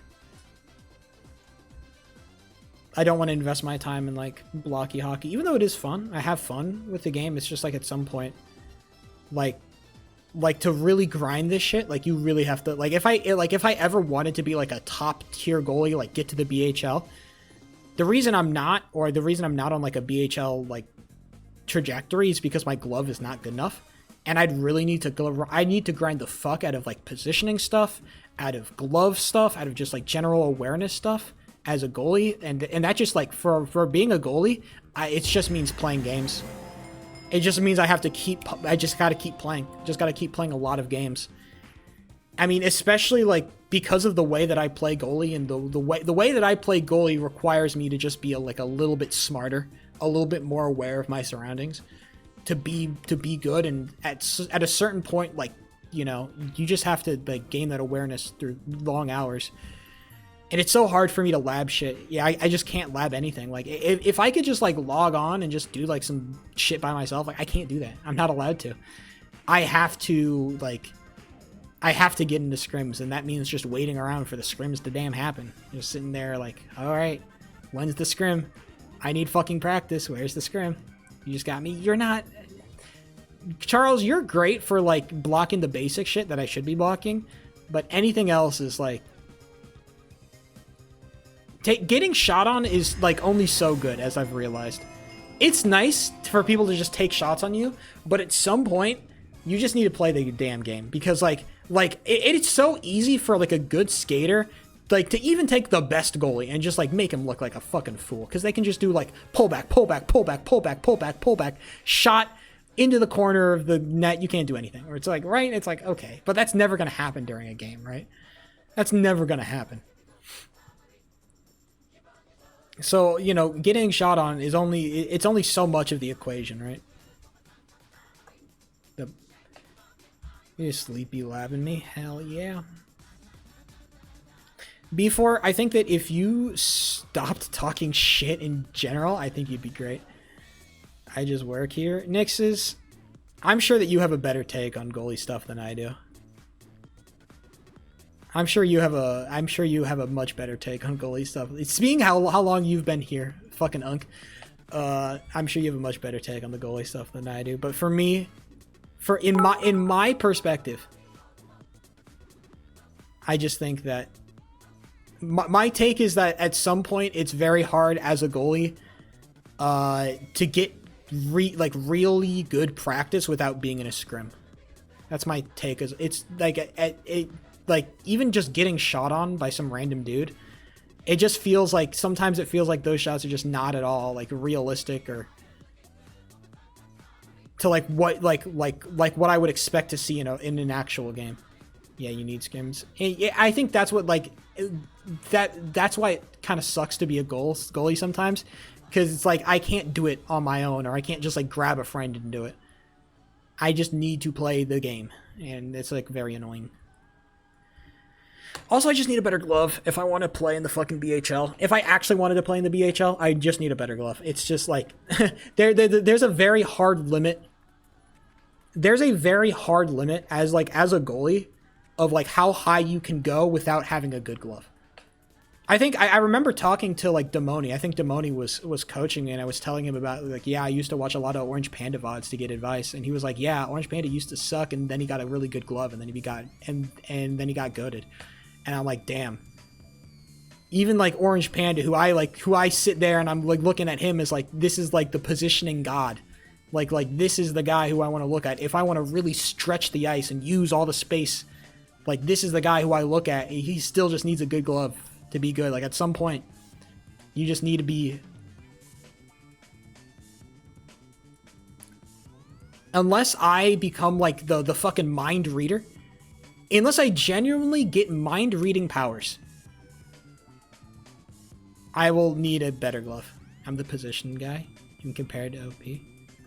Orange Panda, I don't know, I think Orange Panda for me, it's just because of the way he stretches the ice. That's what really like spoke to me. I think it's a really fun way to play. You are definitely a positioning guy, definitely 100%. But it feels like positioning is like so like, oh man, it's so weird. Because like it's like what is positioning and then what is like movement? It's like one like positioning. Yeah. I could have like a whole fucking like I could write a thesis. I could not write a thesis, but I could have like a really long conversation, I think, about like positioning and what is good and what is bad. Is gloves comparable to like Rayado? Rayado plays weird, bro. Maybe I just haven't watched enough Rayado, but he plays fucking weird, dude. I actually learned some shit from Rayado, but he still plays like a little bit funky. I think the one thing I learned from Rayado actually is that like whenever you're like crossing as a goalie over like when they cross it to slot and you slide to cover that, that's when like just stay crouched during that slide. It doesn't really affect the speed, because I'm a guy, I love to stand during my slides. I like to stand and slide because it just goes faster, but that's only over like a certain distance. It's only worthwhile to stand and slide over a certain amount of distance. After that distance, it's like not worth. He reads about exactly. That's what I was actually talking to that's what I was talking to Demoni about. Like it was like a couple weeks ago. I was talking to him about like 1v1s, and he was like, yeah, man. And I think it was really like that session with Demoni that I really started to think about like, damn, being a goalie really is about just like what is my fucking what is my opponent going to do? What do they want? And I think that kind of like, I feel like that kind of revolutionized the way that I saw like the position. It sounds stupid. I think it is a little bit stupid, but it did feel like this kind of like giant like, oh shit. The reason like it just feels like I think they want to score, but it's like, where do they put the puck, right? The question is not, do they want to score? Believe it or not, whenever somebody is approaching me with the puck, it's not, I'm not asking, man, I wonder if they want to score or not. On angles? Yeah. If I had, like, in my mind, if I had a perfect mental map of where I was at all times, it'd be so fucking sick. If I just knew where I was in relation to my goal at all times, and I knew exactly how much of each side I was covering at all times from any position on the ice, it'd be so fucking sick. That'd be so sick. And I realize that is like actually like incredibly hard to get. That kind of specific understanding is so hard to find, because that just takes a lot of time of just work and practice and repetition to get that kind of muscle memory where you can just know.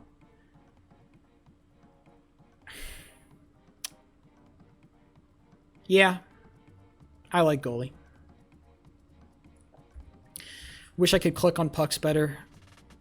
I wish I would stop being an idiot sometimes, but I wish I could clear post abuse better. I could clear post abuse if I was just faster.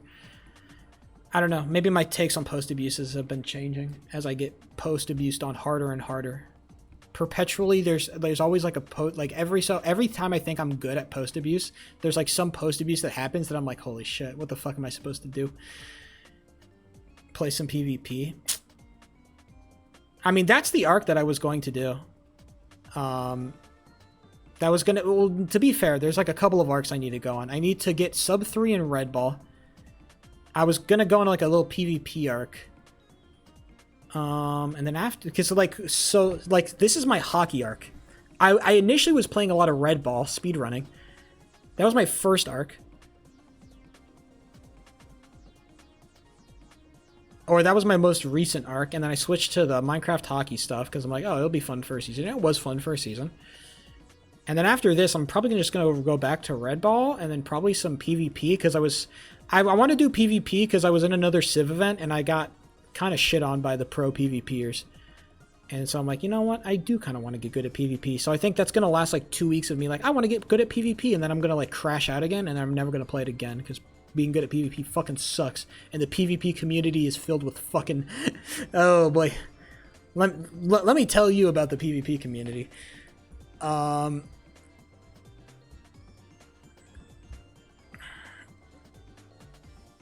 At least you are important. Like, yeah, like I said, I mean, it's one stage. Like, I'm good. Look, I'm good at Civ events. I'm good at being important at Civ events. That's something I'm good at. I know this. But I would also like to not, like, you know, I understand that these are the fucking pros. These are the people that are going to shit on me regardless. But still. I'd like to get to the point where I'm not getting shit on constantly by them, you know? Or at least I stand a decent chance. I'm never going to get Pineappled or Triple Line. I'm never going to beat these guys. Alright, it's just not going to happen. These guys are like tier 4, tier 3 players of like PvP. I'm not beating these guys, alright? It's just not happening. Upcoming randomizer arc? Bro, randomizer UHC is dead. J-Dog, I hate to inform you. That shit was like 2 years ago. You are living... It's not even... It's like 3 years ago at this point. But randomizer UHC is a relic. Look... Ever since the last good randomizer server shut down, it's over, okay? When low tier 5 to being half decent. I'm not even low tier 5, bro. Bro, I'm fucking tier 6, okay? I'm like high tier 6. I'm like low tier 6.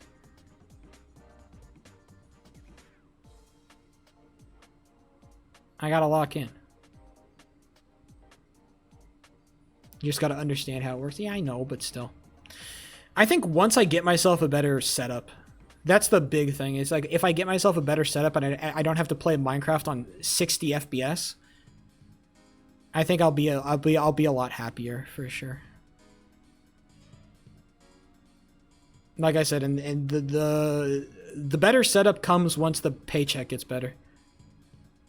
You have VSync on? I play on 60 because I play on a shitty fucking gaming laptop that I've had for the last 4 years. I've been playing on the same gaming laptop. It's actually a pretty nice gaming laptop. No, I have done everything I can before. I've had this thing for years. I know this machine very, very well. 330. I'm good, brother. You have to I have beat this machine. Like this machine, you have no idea how many times I have crashed this computer from just trying to like edit a project. Like I'm trying to like edit a film, and this thing will blow up in my face. You have no. I have beaten this machine half to death. The fact that it's still going is a goddamn miracle. Okay. The fact that it's still chugging. No, I just want to get like a much better machine, just for a lot of reasons, but also just because I think it'd be cool, and also I can like stream better and I can play better games, and then I can play Hollow Knight once I get my better computer. We'll go on the Hollow Knight into Silksong directly. I'll do the combo. I'll play Hollow Knight and then I'll play Silksong right after. It'll be crazy, bro.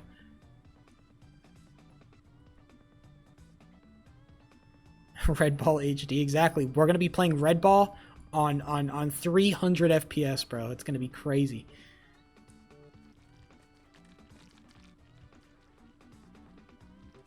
I'm good at ice boat racing. If I had all the mods that make me good at ice boat racing, I'd be much better, but I don't have all like the mods that I need to be super good at ice boat racing. But even still, this is just a really good activity I can do, like, and not really think about, and I can just talk and yap at shit.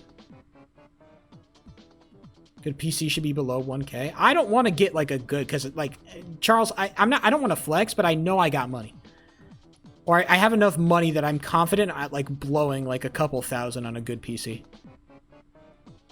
All right, like I said, privileged white boy over here. I'm okay to blow a couple thousand on a good PC. I just need to get a better job that brings in the income, right? That's the point.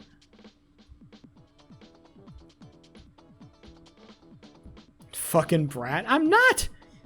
What are you talking about? I saved money. I look, okay, I was a pussy bitch as a child. And I have a decent savings account, okay?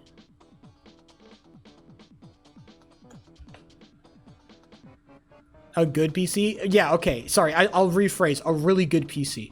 I also want to like redo the whole setup. I don't want to use this shit mic anymore. I'm tired of using this stupid fucking standing mic that has the USB input. I don't want to do any of that. We're getting we're going the whole 9 yards with this bitch, okay? When I say I want a good PC, I want a good PC. I want a good setup. I want everything. Okay? I want a nice camera. I want to get a good lighting setup so I don't, you know, look like a ball of yarn.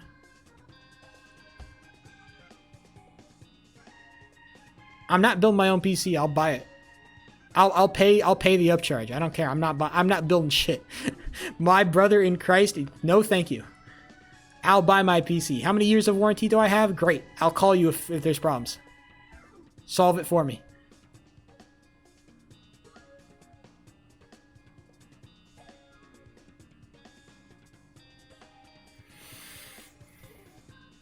Trying to make it. Yeah, I think the problem with like the modern PC builders is like everybody's like, oh, just build a PC at home. It's so easy. Like, what? No, I don't want to do that. Oh, it's so easy to build your own PC at home. Just click the parts in place. No, the fuck I want to do that. Hell, are you kidding me? Hell no. What if I break it? What if I break it? I've done less. The PC Redditors? Yes. Oh man, I hate it. It's super fucking elitist. You can fuck up. Exactly. I'm not touching it. I'll get the pre-built. Hell, I'll go to one of those like custom pre-built companies. I'll tell them exactly what I want. And then they'll like upcharge me like $500. I'm like, fuck it. Give me the money. Do I buy power? I buy power is probably decent. Because I have an Asus laptop right now, and I love Asus. Just because this laptop has been so good to me. So I wonder if they do pre-builds at all. Even still, like, I maybe even better would be going to, like, those smaller, like, the very small, like one of those hyper small companies that do, like, the really, really custom shit. Like, I could go there or something to, like, go to, like, the really, really custom shit. If I wanted to.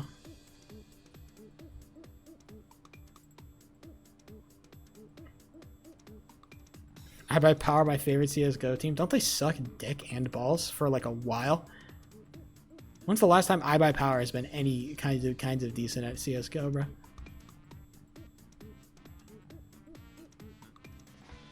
They got banned? Based. That's why I've never heard of them. They suck so bad they got banned for sucking.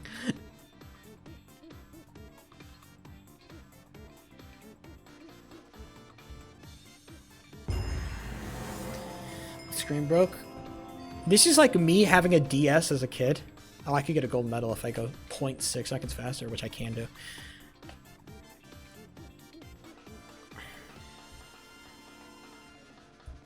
This is like me playing Mario Kart on my DS when my L and R buttons were broken, so I couldn't drift. My L and R buttons were broken on my DS. I don't know how they got broken, but they broke, and so I couldn't drift while playing Mario Kart. And I still had so much fun. I don't get the hype with CSGO. It's not CSGO anymore, it's CS2. I need to be specific, CS2. No, I just like the esports. I don't play the game. I don't play any of the game. I'm a big fan of esports. I like watching the games. I like watching competition. I love competition in general as a thing. Being in competition, totally different, but watching it, hell yeah, give me all that. So I like watching esports. And watching CS2 is really fun. It's a very good esport to get into, I'd say. There's a reason it's been such a long-standing kind of thing, not just because of, you know, gambling. VABL. I do watch BHL games, but I watch, like, I am weird in that I prefer watching, like, the main broadcast. I don't like watching from, like, the actual rink. I much prefer to just, I prefer to turn on the stream, and I like having the commentary in the background. Because some of the commentators are pretty decent, and I like having the commentators. I like having the forced perspective. I like that. I like watching the stream, man. The stream is fun.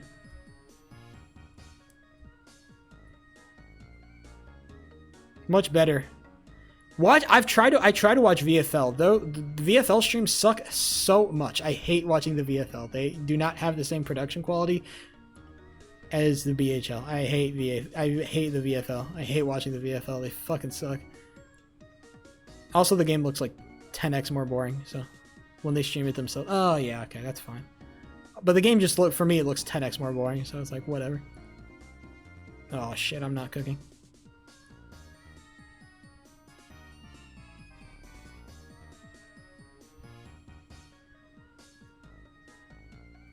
So I will never, there will never be a Sheepa 03 VFL arc. It will not happen. Because that game does not look all that fun. Should my playoff? I'm okay, boss. It's fun, trust. I'm okay. I do not want to become like a Minecraft sports bro, alright? I am okay. Thanks, but no thanks.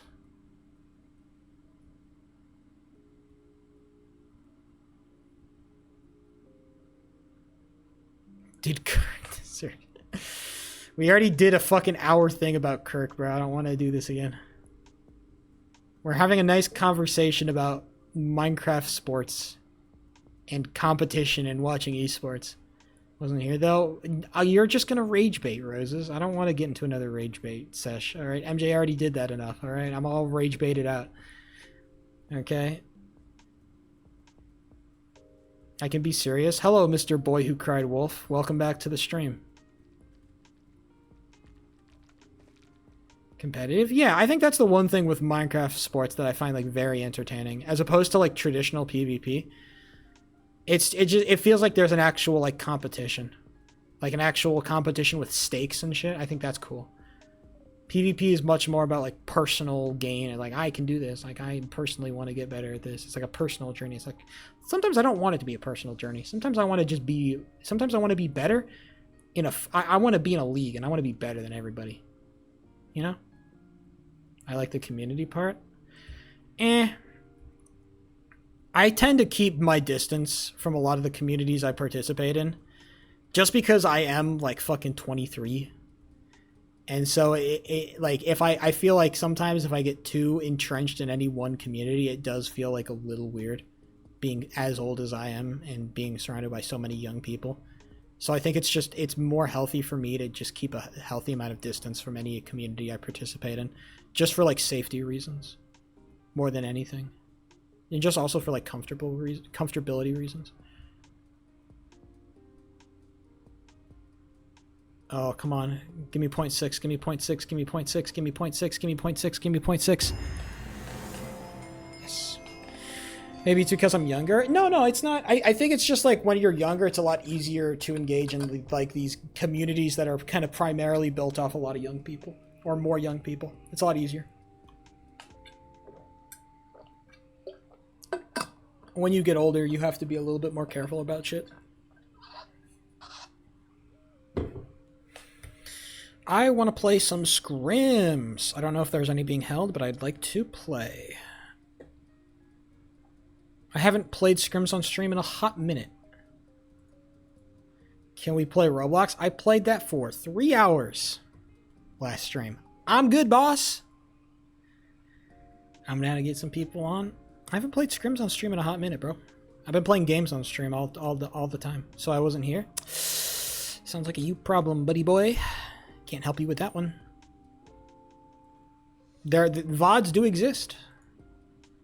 If you'd like to check them out, Sheepa03 VODs, if you want to see all the VODs of the Sheepa03 channel. Not in history, but for like the last year I've been putting my VODs on the VOD channel. So you can go check out the VOD channel if you want. Level 3 genocide. Based. So real, so real. Link the VOD channel. Hold on. Oh god, you think when's the last time I've touched my commands? Come on now. You think I'm a good streamer? Be realistic. The problem with my VOD channel, it is incredibly hard to find. I wonder if anybody watched my Scapolo event VODs. Shut up, me. Hold on. I have it linked. Yeah, Sheepo3 VODs. I have it linked. Oh, people did watch my Scapolo VODs. Haha! People watch my POV of the Scapolo VODs. T.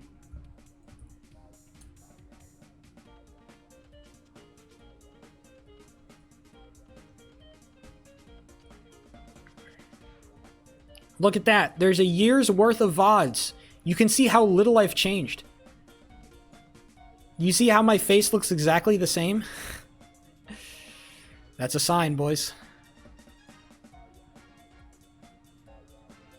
Only a year? Yeah, I did. I've lost so much sheep history. There's a large amount of Sheepa 03 history that has been lost to the fucking annals of time, and you will never get back.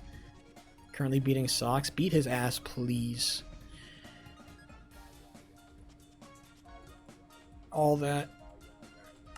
I'll spend a little bit of time on my aim trainer just to get myself warmed up. Lost media? There's a lot of lost media, bro. I'm beating? To what?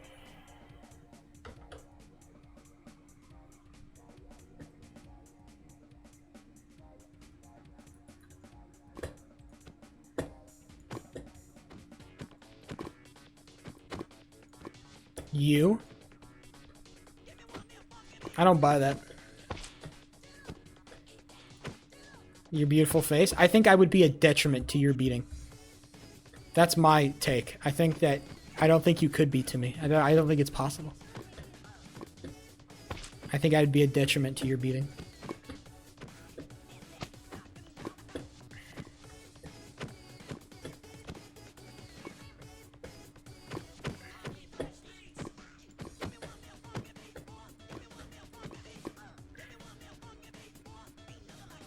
Ain't nothing like a funky beat. Ain't nothing like a funky beat, boy. Ain't that... Kiss the camera? No. You know what? I think I won't. I think I will not. Don't forget to set your fantasy lineup. I did. I have one of my... Oh, I have one of my... my tight end. I think I have the Green Bay tight end. Hold on. I need Green Bay to do good. Actually, I want Green Bay to win because I like Green Bay in general, but... I also need them to do good, so my tight end does good. He gets me a lot of points. I'm 1-0 in my fantasy league. I won last week. By the way, if you're wondering, I won last week. You're welcome. I don't know why I said you're welcome, but still, the fact remains Sheep is a winner in his fantasy league, so it's not gonna pop off.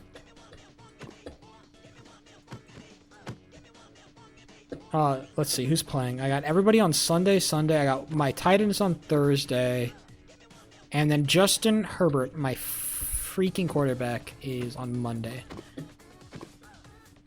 Tight ends and beating. We are talking about tight ends and beating it, okay? And if those things are not mutually exclusive, then...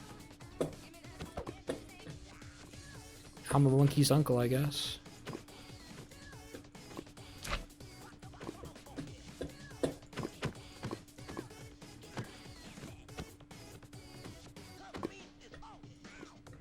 They're more ancillary than mutually exclusive. How tight are you, Sheep? I couldn't tell you.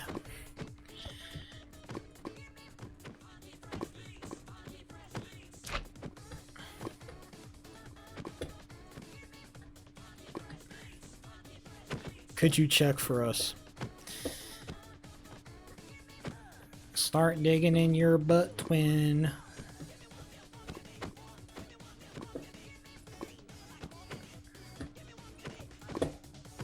I think the first thing I need to check is like my weight first before we start asking any questions. How much does Sheep weigh? The question of the month, it seems. How much does Sheep weigh? And nobody knows, not even me. What the fuck are you talking about, Roses? Why do you have to make it explicit? It was so nice just being like this. If my fantasy football team had an 80% chance to win before this guy had Derrick Henry. Well, I have Derrick Henry. Before, that's the secret. You are actually playing me because my fantasy team is Derrick Henry, and I love that man. All right? You were secretly playing me, all right? That's what you had to deal with. All along, it was me the whole time. That's my gut right there, Derrick Henry. Google it? I don't... What the fuck do you mean Google it? No. Let me play goddamn... Let me click on Pufferfish, goddammit.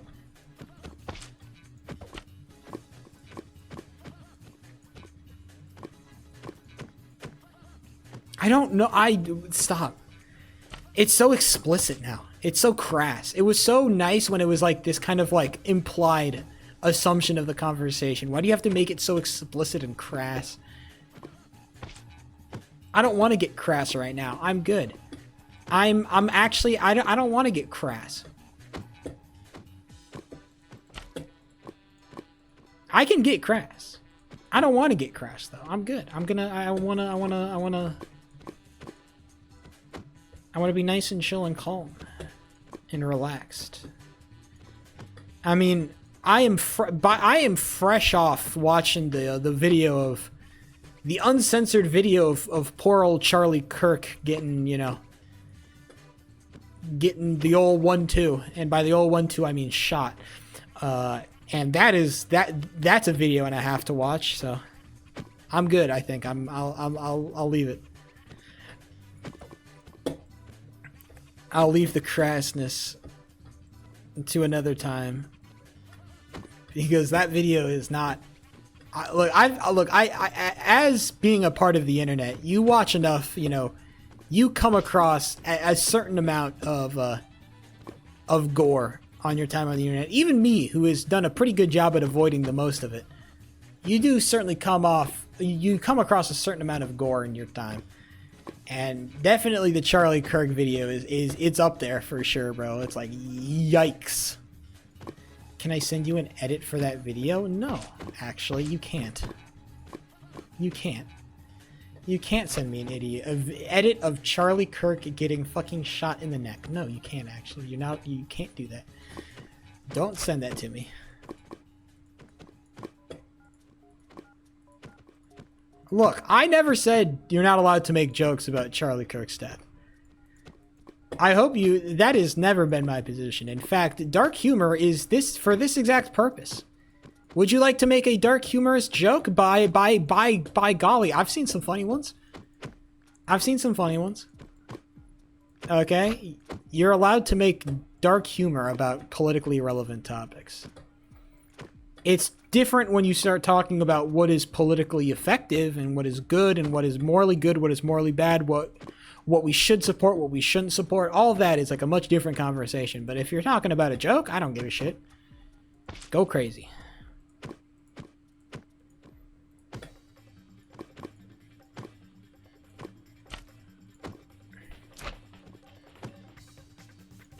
Jubilee. I think Jubilee is a pretty harmless. Jubilee for me seems like relatively harmless in the grand scale of like political discourse online. Jubilee actually seems like as opposed to other specific like political content creators, Jubilee is pretty harmless. You could argue they do a little bit more bad than good because their videos are very like edited down, like this very shorter form content that doesn't allow you to get the full context. They don't really allow people to have really deep, in-depth conversations. But they do kind of like, they do debate in a way that is like poppy enough for people to actually watch. And so if people are actually engaging and watching people with different viewpoints engage, if they're actually getting people to watch, you know, substantive disagreement, which is like, you know, hey, you know, at least we're getting somewhere. We're getting more normal people to engage with that kind of stuff. So, hey, I think it's overall positive. Don't they platform racist? Yeah, okay. What the fuck does that mean? Don't platform racist? So? What? What are we talking about? Are we gonna like start banning this shit? Like, dog. I don't think platforming racist is inherently a bad thing. This is not like a Joe Rogan. Joe Rogan will platform a racist and then proceed to spend his entire episode going, wow, I didn't really think of it like that. Hey, Jamie, can you pull that up? Wow, that's incredible. Man, you seem really smart. The whole fucking episode. Jubilee actually puts some fucking, you know, some background, some pushback. Just because you platform a racist doesn't mean you're inherently bad, right? It's about how you platform that specific ideology. Makes it good or bad. Jubilee doesn't just, like, put a fucking racist guy on your screen for 5 minutes. Say, hey, racism is good, listen. Like, no. They have a little bit more, like, it's a little bit more constructive. It's a little bit more detailed. Just because you platform somebody doesn't mean it's bad. The reason why in 2016 Gamergate got so big, if you were even there, the reason why Gamergate was such a big thing is because a lot of the leftists were pussies and they wouldn't debate. We had this ideology of, like, no platforming. We can't platform the bad guys. That's why I got into, like, the alt-right shit in the first place. That's why when I was younger, I was like, I started going down that alt-right pipeline. Because I saw a bunch of right people willing to debate and destroying these epically destroying the leftists. I'm like, damn, their ideas seem so sucky. And I never saw it ever from the left side. I never saw left people debate the right people. It was always like the right people, and they seem so cool. All right, don't make fucking bad ideas look cool by scaring away, by being scared. Conversations never stop happening. No matter how many times we've relitigated the same argument, they will never stop happening. Because people will continue to rediscover it, so we need to continue to relitigate the same issues. I don't care how many times that we've really relitigated the idea that racism is bad, we will continue to have that conversation until the end of humanity. Because people will continue to discover it. And we need to continue to constantly prove the, you know, badness of certain things, right? Shit will never end. It's just the way of that's just the nature of the business, bro. Nature of politics. Shit is litigated forever. I think when I was a younger college kid, I had this idea in my head that, like, we should seek to, like, end. We need to be able to end certain arguments. Certain arguments have been solved. We've had the conversation, we need to end them. Right? I think that now I'm older and I'm a little bit wiser, I've realized that the conversations cannot end. They will never end because there will constantly be new people discovering them and rediscovering them.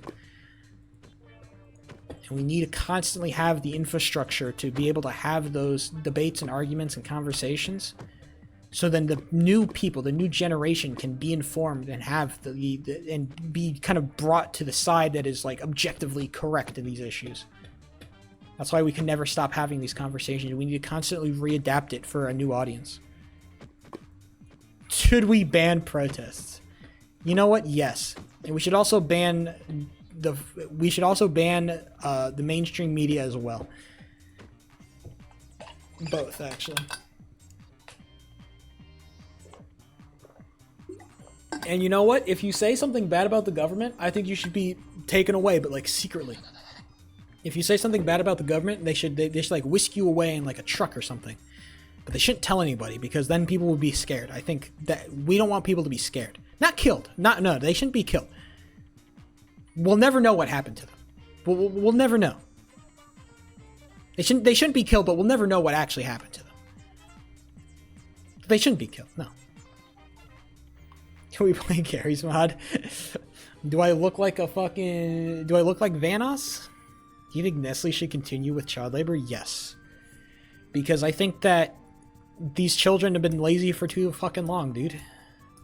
All these children have been sitting around for years and years. Playing and shit. Like, holy shit, bro.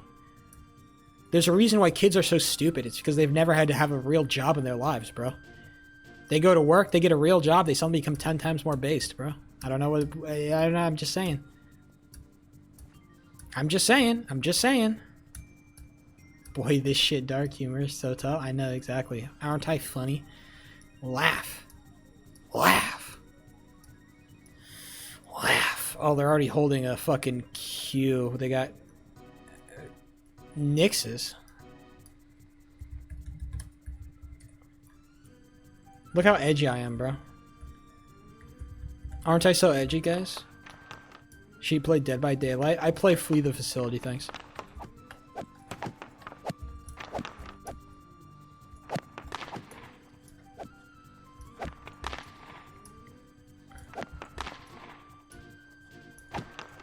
I actually I've gone to only playing 10-player Flee the Facility.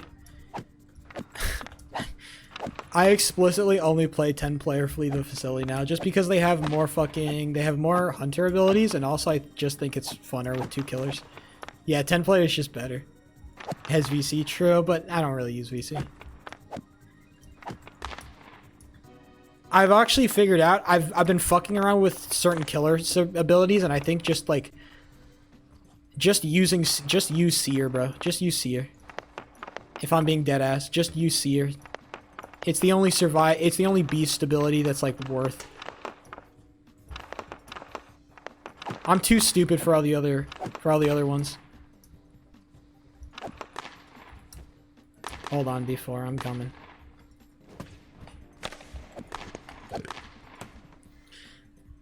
I like that one is fun. I was messing around with like messing around with the puller ability. I think that if I actually tryharded the fuck out of Flee the Facility and I learned how the maps worked, I think that actually puller would be easily the best ability in the game. That's my hot take. If I just actually learned how to play the game and I learned all the maps, because like map knowledge is like the #1 thing that I think stops me as a good beast, is that I just don't have the map knowledge sometimes. But if I did get map knowledge and I got a good sense of like the mechanics, I think puller would be the best ability in the game. But I'm not good enough, so just use Seer. Or Dweller. Dweller would also be, I don't know, I'm kind of 50-50 on Dweller. Dweller is nice sometimes, but it also is like very gimmicky.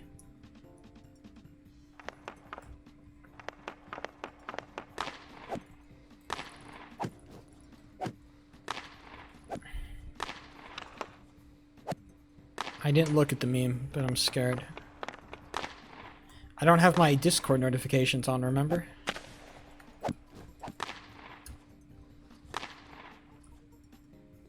It's dark humor. Ah, before you fool. I play very aggressive. You have to contend with that. Oh, I'm a bum. Nice shot. He slides.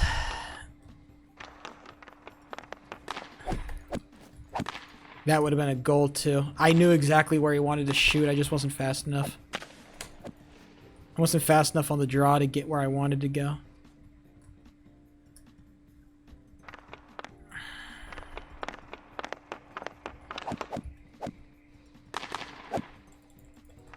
I fucked it up. I changed direction. Oh, I knew where you wanted to go. You should have. If you actually went if you went the other direction there, that was actually such an easy roll too. I just had to. I played the prediction game and I said, you know what? I think he'll go here, and I was right.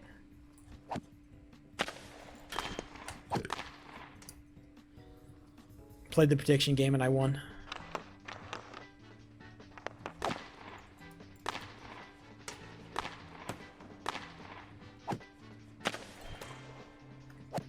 I think that went through the post. I love when that happens.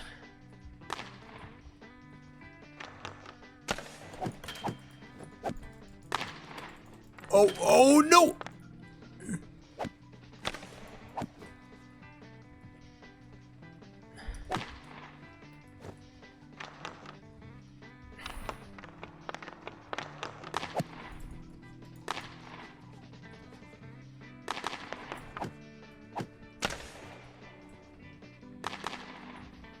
Oh my god, Roses, you can't say that, Roses. Oh my god, you're gonna get me in trouble. Oh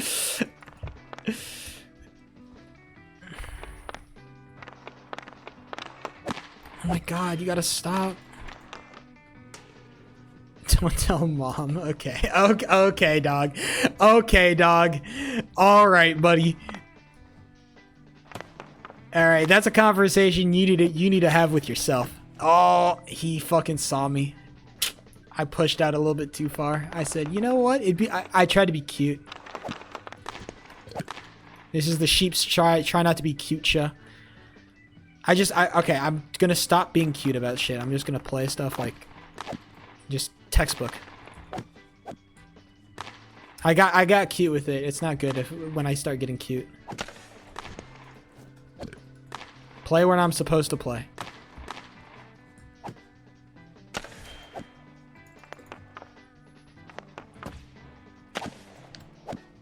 I'm not. I think the opposite of cute would be. I'm like kind of like to the side of cute. I'm like rugged and masculine is what they would say about me. I'm like very like.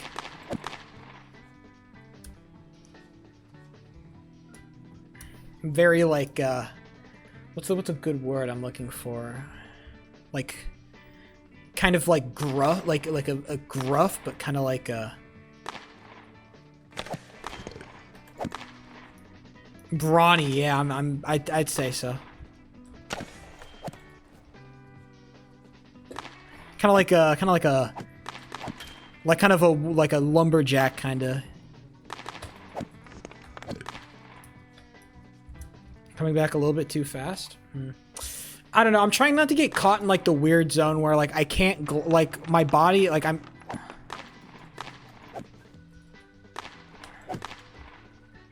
I don't want to get caught in the weird zone where like I can't glove shit and I can't like body block it either. Like it was like kind of like there where it felt like I just like I'm in a place where I can't block it and I can't glove it, so I just lose either way, right? I feel I want to give myself a chance at every shot, so that's why I try to come back a little bit faster, I think. I was just bad positioning. Also, I can't go too far forward. Oh man, I hate that, dude.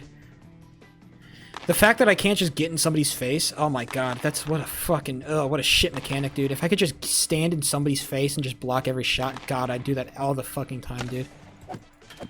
I'd be the biggest goalie of all time, dude. I'd be the biggest goalie of all time, dude, if I could just stand in somebody's face and they could just rip a P3 and it'd bounce off me, but it never fucking works. Okay. Coming too far forward. Okay. Yeah, unfortunately, you're not saving that. You are the biggest. I am actually a very big. I'm a very big goalie. Comparatively, I'm a very big goalie. Many people have told me this. But it's about being big, like when you want to be big, right? It's like how big, like.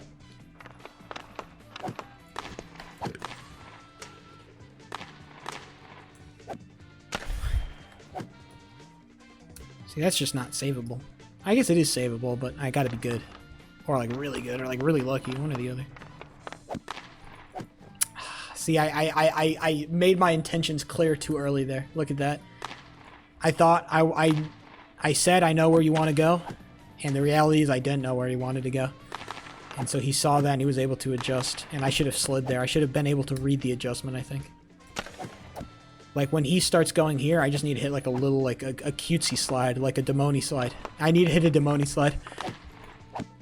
I call it a Demoni slide because that's who taught me. What? Oh, what? No! That was off the post! Unreal.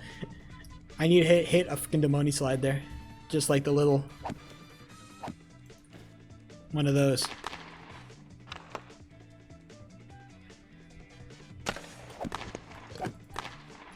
I've really got to be running back to my net for that, but... I've gotten really good at these shots, actually. When it comes from that area, I tend to be pretty good at blocking it for the most part. But I feel like that's like a given, right? That should be like a given. I do like to push out a little bit. Do you have perms on rim before?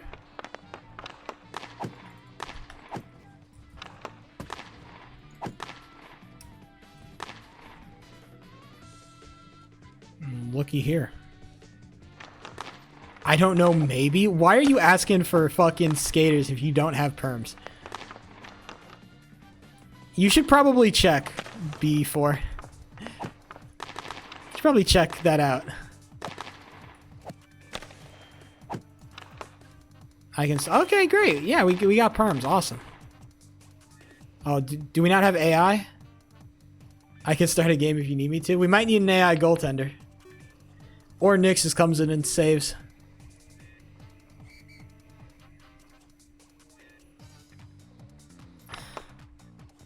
Ah, big man Nixus. Look at him. I should really get perms on this fucking rank at some point. Should have got him a while ago, but...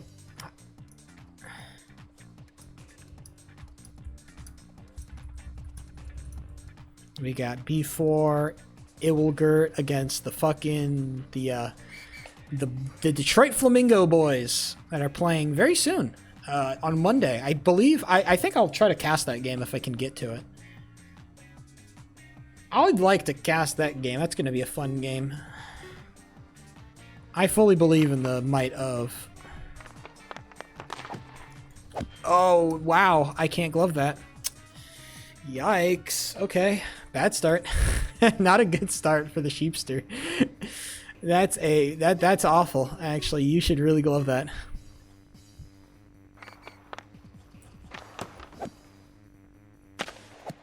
I played a little bit too scared, I think.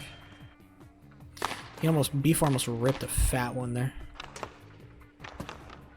Lockie's wide open. Oh my god, holy lag.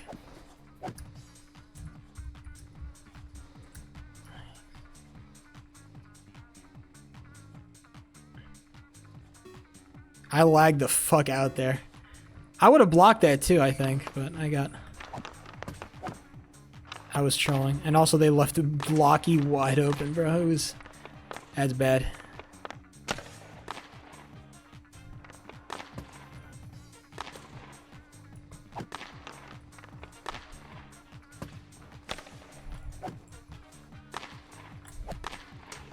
Nice clear.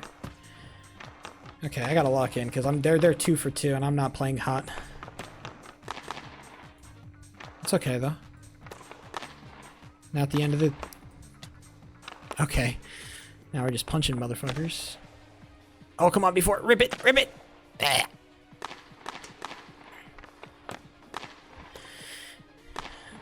Look, he's actually holding up. He's holding up pretty good in the corner.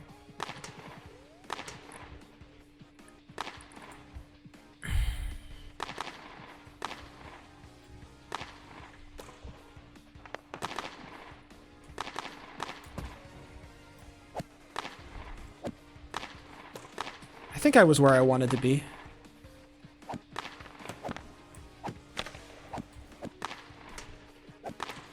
I was okay to stand up there. I probably shouldn't have if I wanted to be like technically perfect, but I think standing up there wasn't a shot, so it was okay. I think that was bad. I think he would have just turned around and ripped it to the side.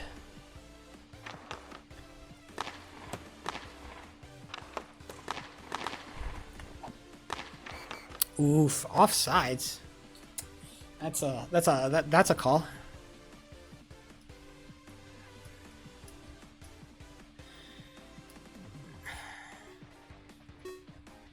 Sometimes the offsides thing doesn't make sense. To be fair, I've never understood offsides as it is written down because I never had to deal with it. I'm like, hey, I'm a fucking goalie, all right? Who gives a shit about offsides? I ain't no ref. I should not have panged that. Oh, damn. I hit the slide, but it was too slow.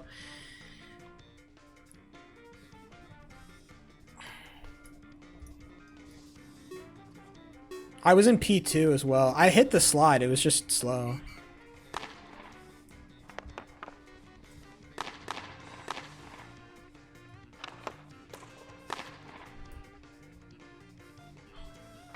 Well, I can't block a thing, so it's like it doesn't matter, bro. I ain't blocking shit right now. This is what happens when I start streaming my scrims. It's all cooked.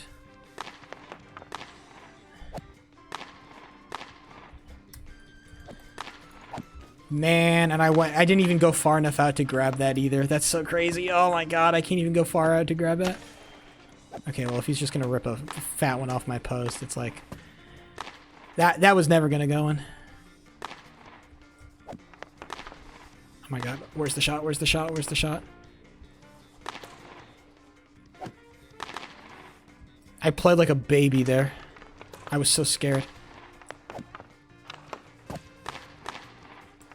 Arguably where I should have been, but you know. Positioning is neither bad nor good. It's, you know, it's what you want it to be. Positioning, there's only maybe a little bit too inside, but he also could have switched directions. Sometimes it's hard to know what was right or what was wrong until you get the block, right? Can't predict the future. He's gonna pull back, take a rip a shot. Thanks for the save before. He's just gonna rip it. Oh, he's gonna take it into the corner.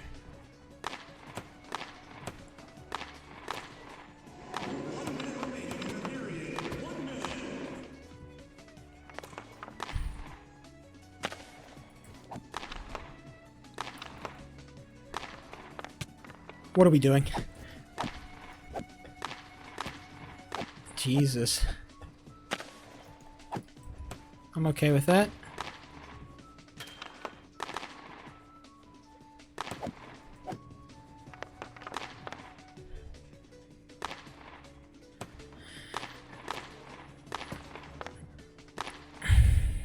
I don't think so, MJ. I don't think so.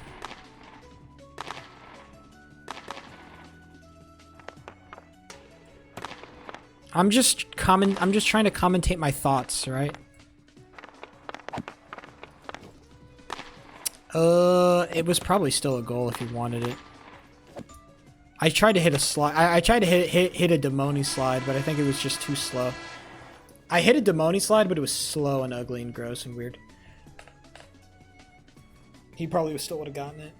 But even if I got aggressive, there's an argument that he would have just seen that and then gone around if I'd gone too sick with it. So maybe being passive was the correct decision. Who knows? I can't play the game. I suck. B4 is punching me and it hurts. It hurts because the score hurts. Not so much that his stick hurts. His stick doesn't affect me, but more that the 3 and 5 is the painful part.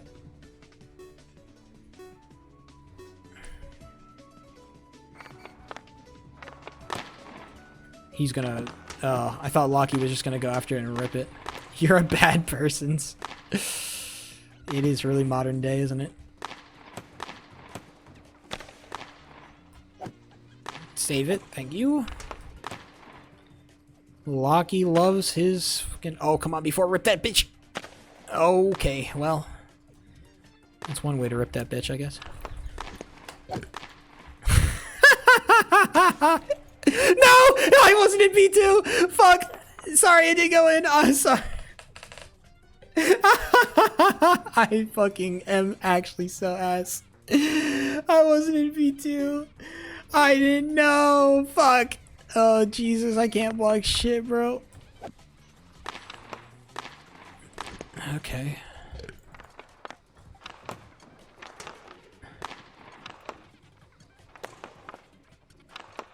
Sorry, I'm playing like an actual goober today, bro. Damn, I thought yesterday was bad. Today is like 10 times.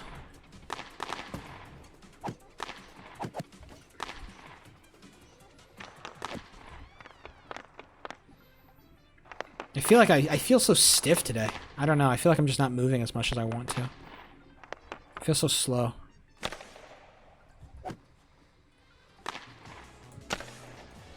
There you go. That's a nice little adjustment.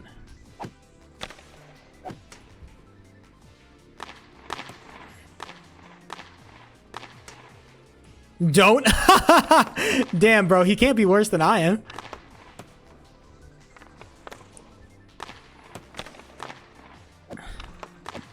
No way. He went for that? Lockie? I didn't know Lockie had that in his fucking bag, bro.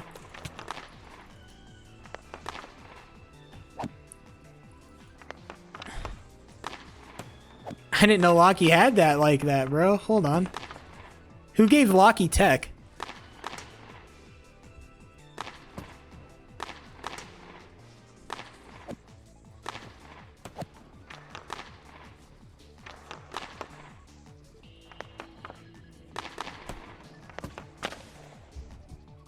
I wanted to get aggressive. I had the devil in my head right there. Just like, go forward, sheep. No shot. Thank you. I should have backed up a lot faster. I was way slow on that.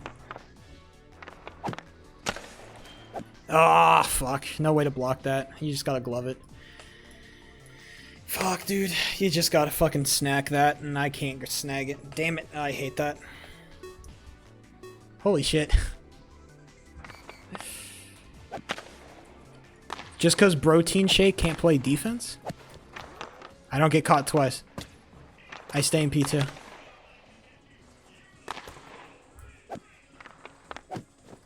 I don't think he's the worst. I've seen worse players. Okay, I've played a couple games with Tino, bro.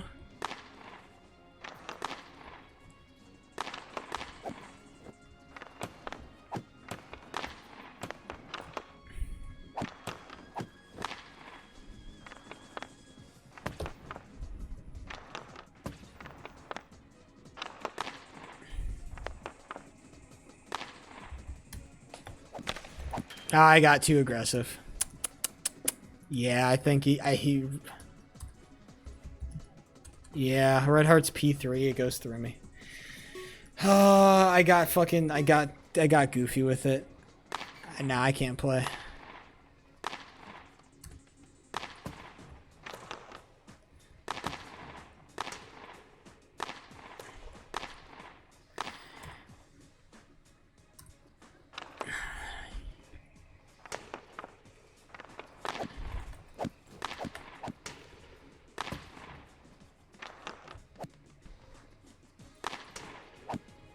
My glove has been offline for the longest time, bro.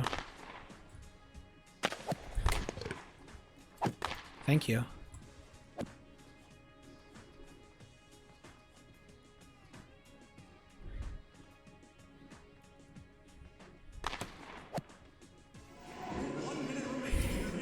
Jesus. B4? My god. Chill out, bro.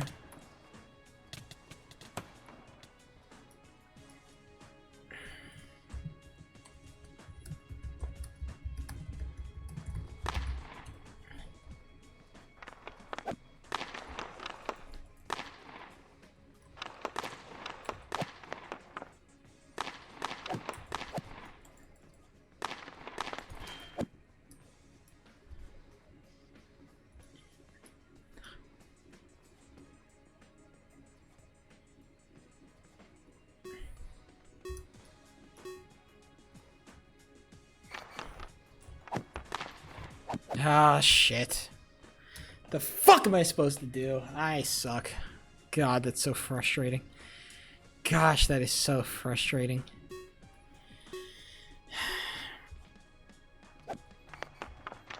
Dude, I'm so scared about what's gonna happen in the playoffs, dude. I'm gonna get...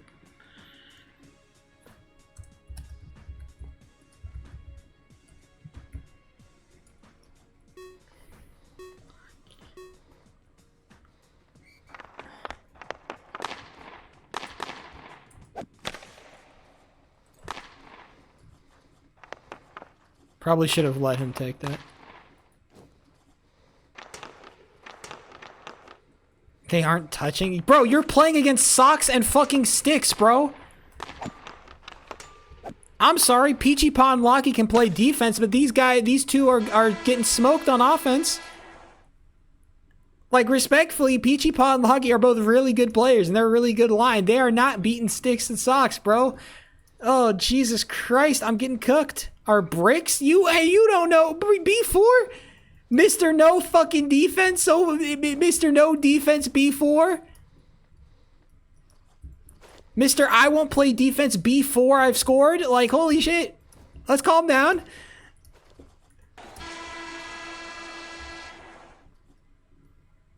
Stop crying. I am crying. I don't want to play like shit.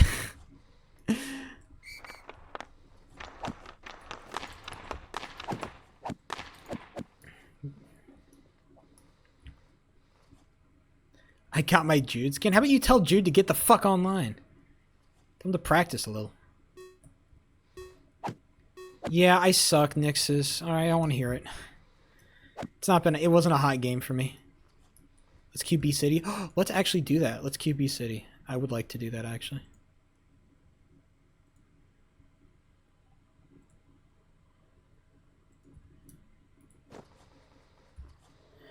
Yeah, Nixes. To be fair, like, they were... I just wasn't a good game. Man, I just feel like I run into so many shots like these days, especially like as the playoffs get whittled down, I run into so many of these shots that I just feel like are so impossible for me to block. Like when they run up on you, like when they hold on. Like when they run up on you, it's just like the 1v1 and then they get really close to you and then they hit like the perfect fucking fucking the perfect super what the fuck is it called again? The holy shit, whatever the hell. The super 5-hole. They hit the super 5-hole really close and it's just I can't save that. I don't know what to do. Such like an impossible shot to save unless like I know because it's so close. Because it feels like it's just touching, it's like grazing my fucking hitbox. I don't know, man. Maybe I've just been playing against really good players too much. Or maybe I'm just crying. It's one or the other.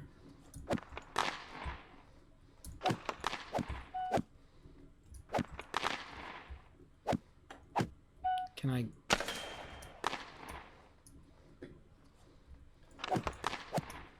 I tried to do a pullback. I will score. Hold on. Wait, what do you mean I don't have his? Oh yeah, I forget. I can't use the drag stick unless I have his. Watch this. This is a goal, right? Okay.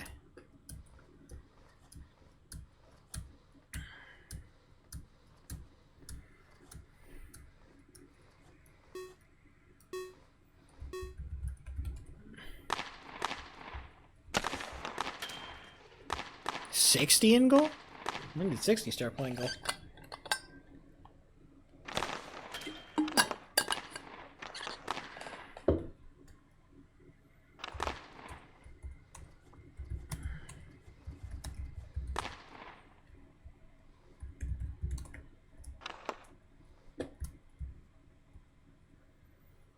Do you get sad when you check chat and nothing new is there? Sometimes. Most of the time I'm okay.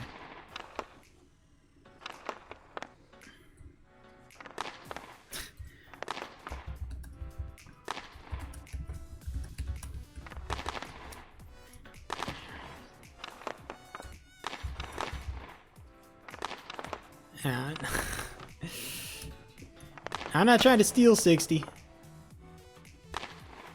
You should post more. I will.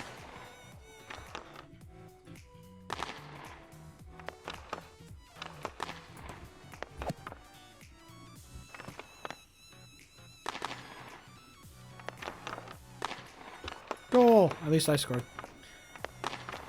No, I won't. I want to post more. I have ideas and I have content. I can't edit right now. I literally just can't edit videos because I don't like my computer. I don't trust my computer to open editing software. Literally, video editing is just not in my capacity right now. Genuinely, it's like it's just that it's right now. I do not want to edit on this computer. Like it sucks so bad to edit on this computer. Like I wish I could explain it to you. It sucks so much to edit on this computer, dude. It's so frustrating. It's gotten to the point where it's like even on really basic shit, it'll just start crashing like it'll crash like crazy.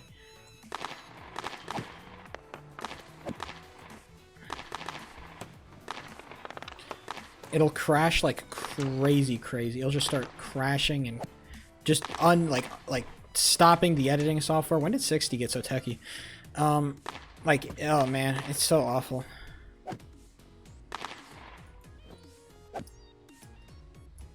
Okay, I really gotta ball out this game, or at least I want to. I want to show that I'm good, because these are like all good players. Locky, John, Fake, 60. These are all good players. I want to play good. It's not really a shot, so...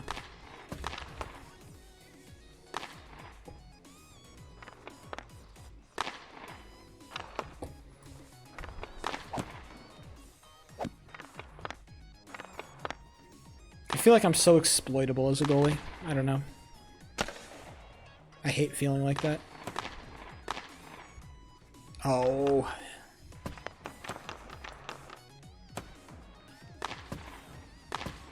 Why are you a sub? I'm not. I'm a fucking starter, bitch ass. Well, at least it's not that's happening to me. It could be worse. Fuck you and your post abuse, poor Black Lamau.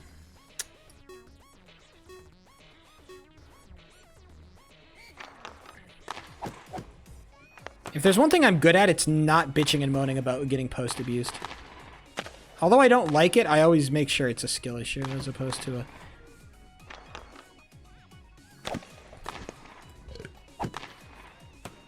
Probably should have just held that. Just hold it.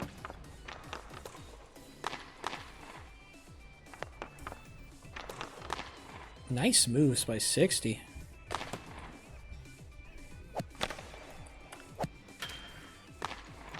No! What the fuck? Where's my glove? Oh my god, where's my stick? Dude, what? Why don't I hit it? That is... Oh shit, 60. 60. I thought you were gonna take it. I thought you were gonna take it. My bad, bro. My bad.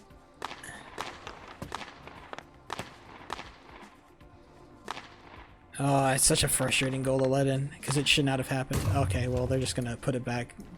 Black Lamau is actually not bad. He's not a bad goalie. I know he's not playing like he's a great goalie, but he's not bad.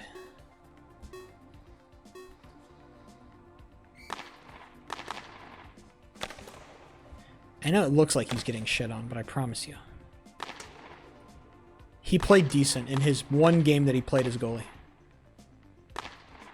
Now, he did lose that game. Okay, now I understand. Now I understand what it looks like here. I understand. But that was just a really good shot. That was just a really good shot. Oh, he's gonna rip one. No. Okay. Off the post. Whew, thank God. Damn, Black Lamau is fucking current. What the hell? Yo, chill out, Black Lamau. What is with all this toxicity here? Hi, you're in trio. What's up?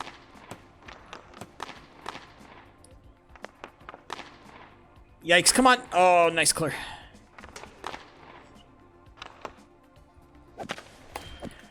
Oh, come on. No, oh, my fucking eye. I need to clear it. Ah, bro, I was there too. I had the great slide and I just couldn't fucking touch it. Oh, that's so frustrating. Oh, my post abuse. That's so frustrating.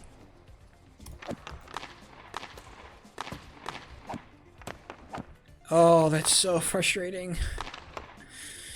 I wish I could express to you how frustrating that is, because I need to block those. It's absolutely a must block.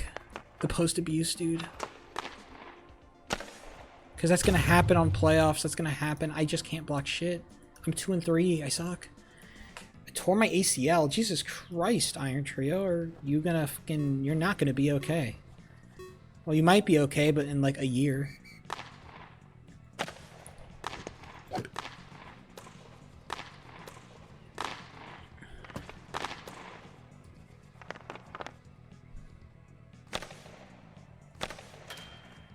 Getting surgery?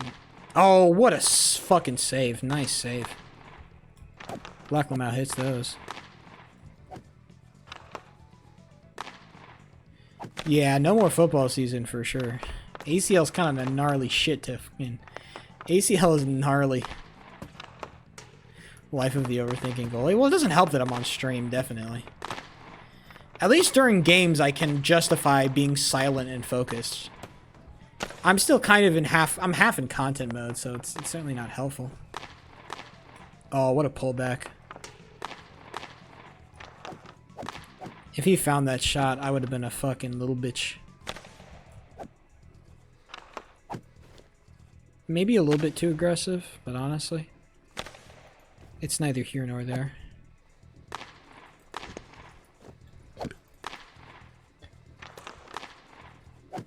What a nice clear I get, and look how fake Flim Flam just throws it away.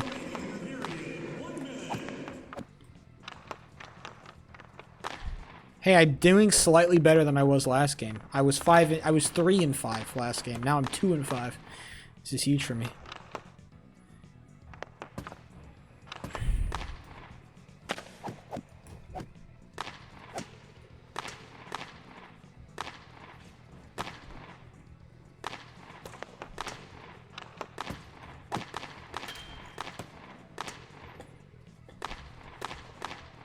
Or maybe I'm 2-11. Honestly, I can't really tell.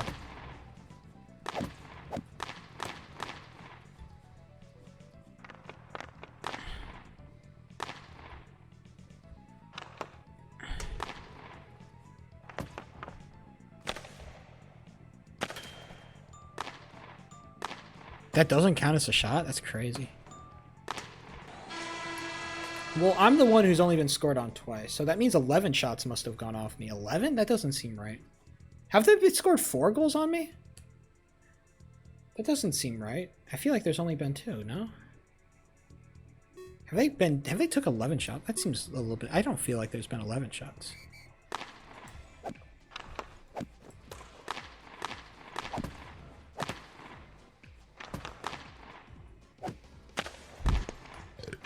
Okay, no, I am 2-6. That's a great glove, by the way.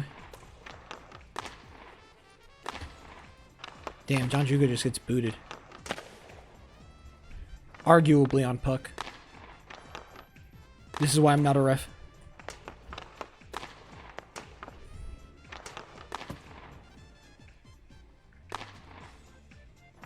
Sorry, Iron Trio was talking about how horrible his fucking injury was. So now he's stuck, and all he can do is watch my streams all day. The poor Iron Trio, he can't play football anymore. He has to watch my streams. he's trapped, and what else will he do while sitting on his while unable to walk? I know. That's what I'm saying. Okay, it's awful. I'm kind of balling out right now. Look.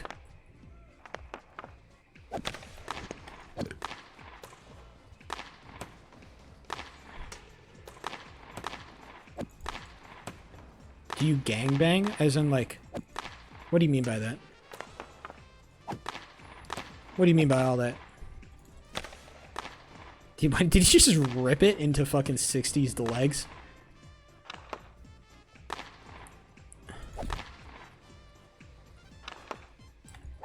Would I participate in a gangbang?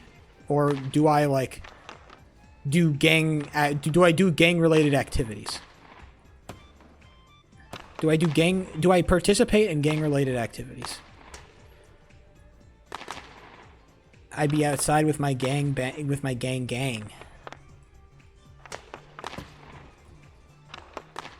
think Trump is old, bro. Old people got, you know, they got some shit going on, man. Old people, you know, they got some shit.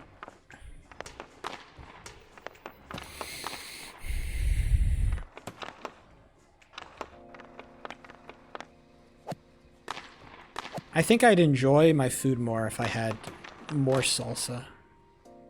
It's kind of a thought that I had recently. I think if I just had, like, some more salsa and I could just throw it on my food, it'd just be better. That works.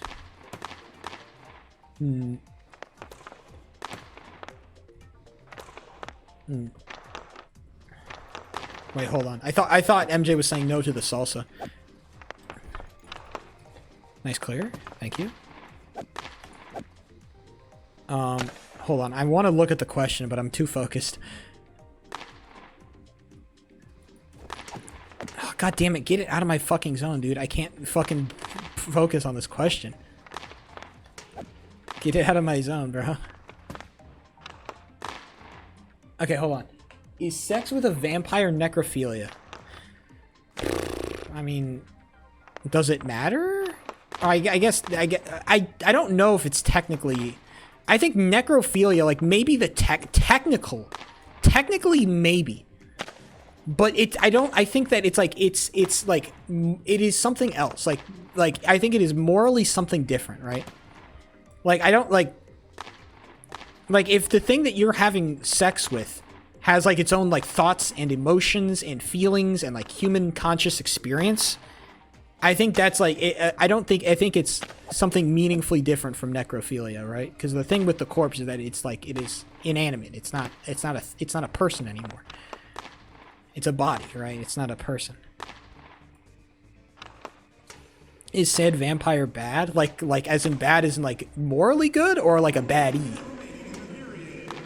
Like, is this like a really hot vampire? Because if it's a really hot vampire, you know, of course the morality changes. It's a really hot vampire. That's a great shot. That's a great pass. Yes. Well, I think actually my morality doesn't stem from how hot the vampire is, believe it or not. I think I can be morally consistent on this issue, even if the vampire is, like, ugly as shit. Even if the vampire is ugly as fucking balls, I think I can still be morally consistent. I think it might be, the technical definition of necrophilia might be fulfilled, but I think it is a tangibly different thing than necrophilia. It's not bad like necrophilia is bad. But I think because the vampire has its own, like, again, it's not like it can consent. The vampire can consent. We can form a social contract with the vampire. That means that it is something else than necrophilia, which is much better. Not as bad as necrophilia is. What if she sucks the blood from your did? That would be painful. I don't want her to fucking take a bite out of that shit.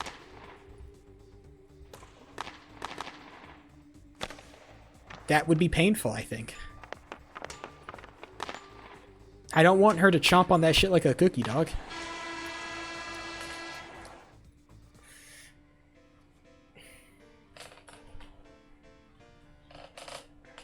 Suck, not bite. It's still blood. That's fucking painful. Have you ever gotten a cut on your did, bro? The best suck you. No, that's not the. What do you mean? She's got to fucking take a bite out of that shit to get the blood. No, skin has got to be broken at some point. That's not a good thing. We should not be. This is not good.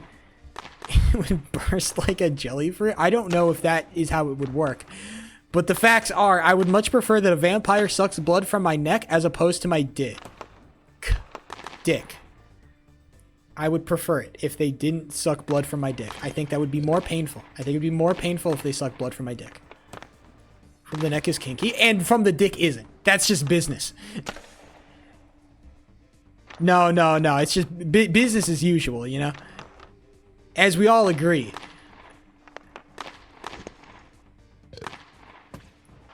Straight business. me in my business casual suit, letting my vampire GF get her daily meal.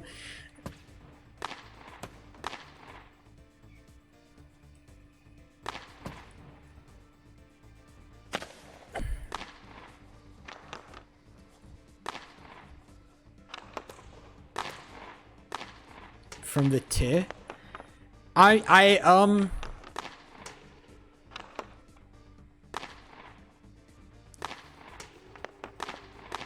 think that's fine. I just feel like the neck is actually just the most convenient place to suck blood from, no? I think if you're a vampire, I think that, like, just taking it from the neck is just where you want to take it, bro. It's just best. Most blood flow, accessible. You know, it's kind of like all you. It's the easiest option, I think. Calm down? That's not calm. I'm just saying, I think, like, if I'm a vampire and I need to suck some blood and I need to stay alive here, I think I'm going for the neck, bro. It's just, there's a reason why it's like, I think the classics work for a reason. Right? Why do we have to overcomplicate shit? Blood flow is just the best around the neck area, bro. Look at me. I decided to just do something stupid for no reason. Well, I get that.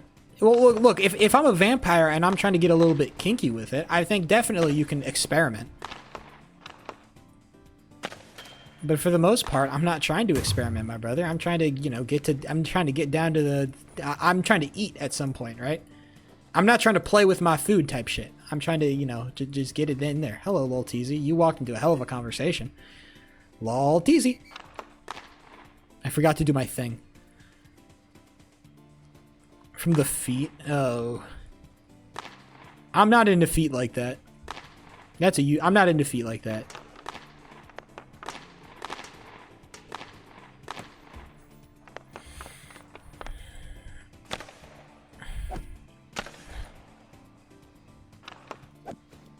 I love being him.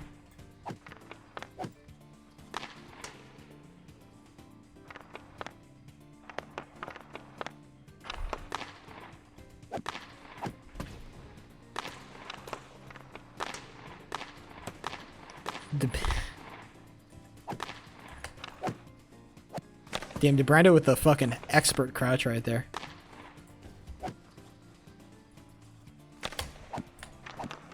Oh, he tries to go for the pullback. Locky tried to get techie with it, and he couldn't do it. Oh, poor boy. And then he gets scored on. Is that my assist? Oh. Well, I'm not either, but if the D and the T and the B are off limits, that's the only kinky thing. Well, I don't think it's like, I think as a vampire, I don't think it's like I don't think I'm trying to get kinky with it, right? Like, inherently, like, as a vampire, I think, like, that, like, blood becomes, like, it just becomes, like, I need to eat, bro. I need to get food at some point, right? And I'm just gonna have to get it done, right? I have to eat it somehow.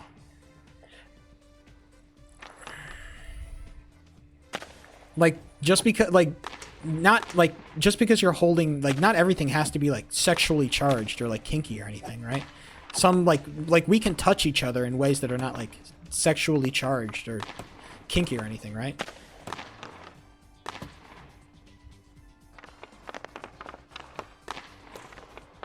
Boy, ain't nobody gonna let you near their neck. Well, if I'm a vampire, you know...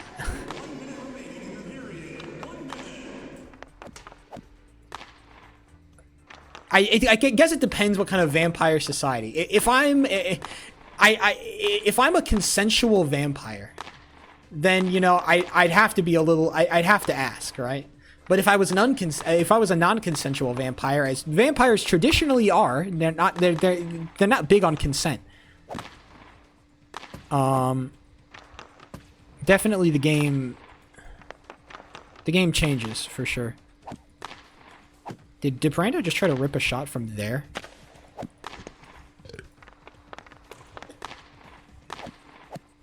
Thank God Locky can't get techie. What's up, bro?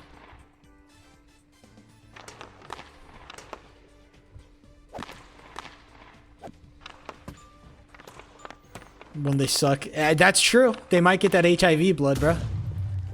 That is true. That is very true. Man, but, like, I guess it'd be hard. Like, how do you, like, man... Being a vampire's gotta be... Man, it's gotta be tough, bro. Being a vampire is not a... It's not an easy gig, bro. 13 and 2 is not bad. I wish it was better, but it's not bad. Yeah, being a vampire is not an easy... It's not easy business. That is for sure. What I want to be a vampire.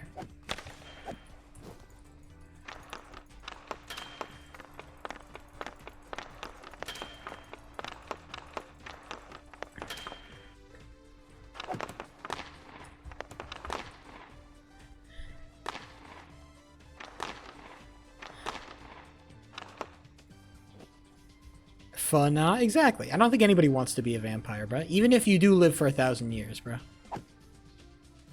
You can't be out in the sunlight. You can't eat garlic. You got to drink blood all day. You can't go into people's houses without permission. I know. It's like, it's all fucked, bro. It's not a positive EV trade, bro.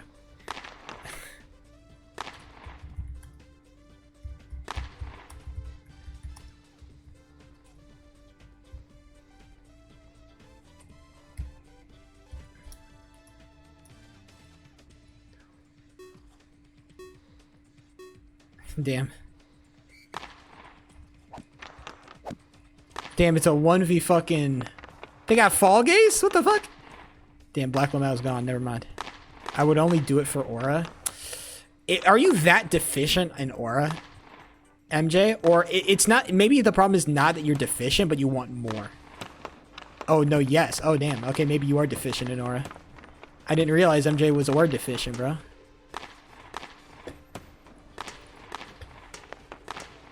I'm sorry, blood.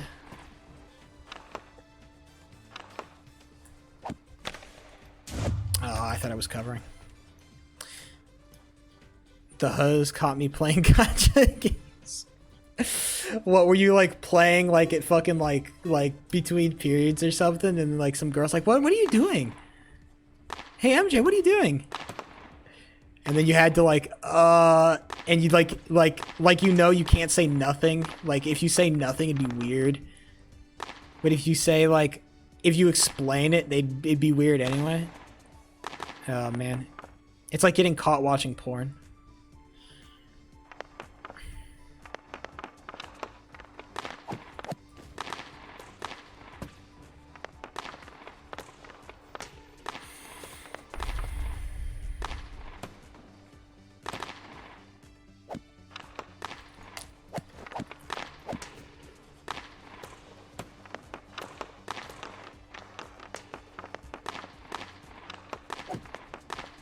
Well,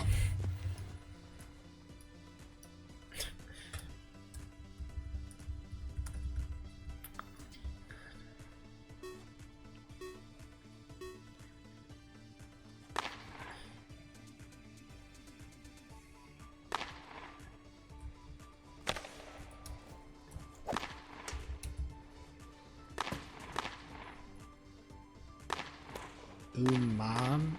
Dude, what is that? Hold on, I should look that up. Hold on, I'm gonna look it up on my other monitor.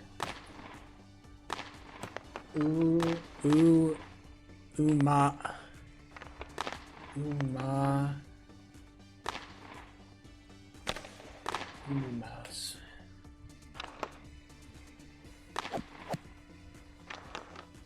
Oh no. The fuck is this? Oh, it's the fucking... It's the game.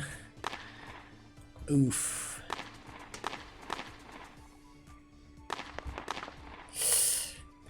Oof. Yeah. That is rough. You were watching that? Like, were you watching somebody else play it, or were you just watching, like, gameplay? Was there a picture... Was there a face cam in the top right corner of the video that you were watching? Someone... If there... Was there a face cam? Because if there was a face cam, I think that makes it worse. Because now you're watching somebody else. To be fair, I'm no better than you, MJ. I watched Markiplier. I don't know if you've ever heard of HuniePop. I watched Markiplier's entire HuniePop series. And then I watched the one where he made on the second game in the series. I watched his second HuniePop series as well, so... I am no better than you, at least... I know better than you, I just do it in private, you know? I keep that shit... Save? I keep that shit private, right?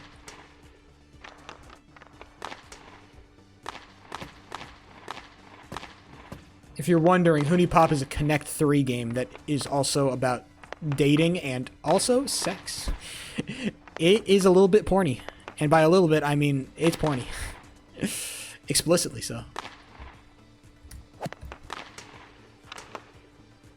HuniePop. As in honey and then pop. Can you do a playthrough? Probably not on Twitch. Maybe on Kick.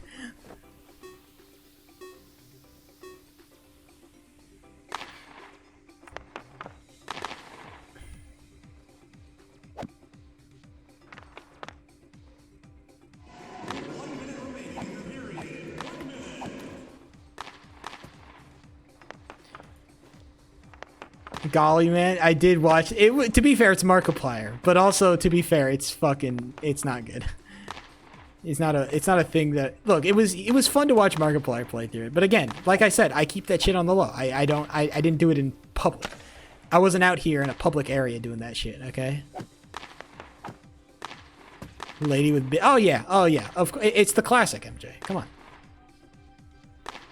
Yeah, it's the El Clasico, MJ. The whole 9 yards, as they say.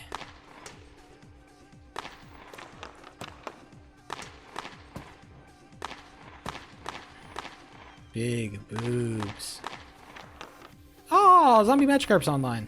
Big man Zombie Magikarp. Good friend of the stream, Zombie Magikarp, even. Oh! I'm hot for that.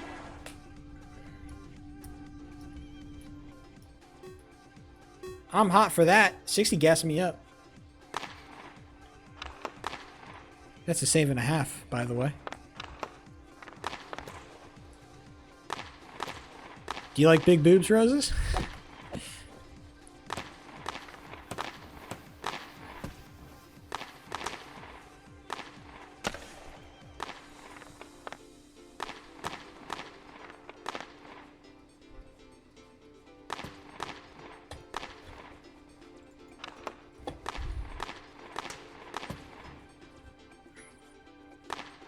Can you do something for me? What can I do for you? Who doesn't? It's also true. Who doesn't? It's so real. I just want... You want big boobs.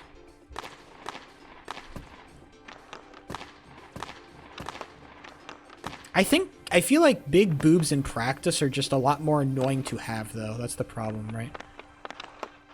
You don't want, like, really... You don't want comically large boobs. You want, like... You want them to sit nice, is what you really want, alright? You want them... Because they're much more manageable when they're not, like, fucking massive, right?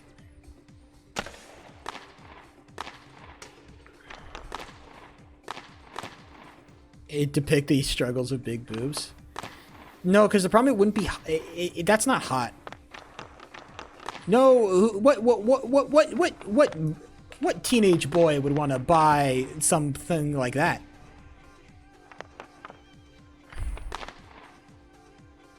I wouldn't sell copies.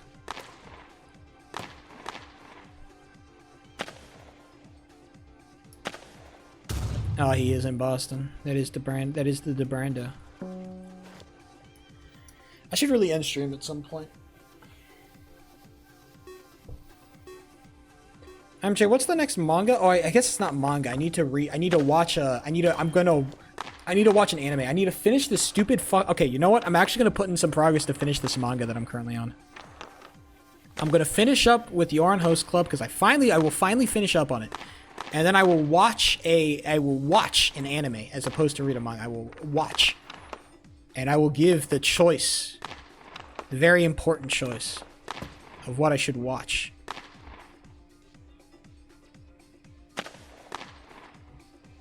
I'll watch, like, maybe a season of DBZ or something, so I can become cultured. Because DBZ is, like, the biggest. That's the big one, right? Gotta watch Goku. But I also worry that I just kind of, like, dislike it, because I am already a hater of the... I'm a general hater of, whatchamacallit, the shonen stuff. I'm not a big fan of the shonens. You already know this, and I'm worried that if I watch the good old, I worry if I watch good old fucking, you know, good old DBZ, I'd be a hater, and then MJ would be mad with me, and I would hate for MJ to be furious with me.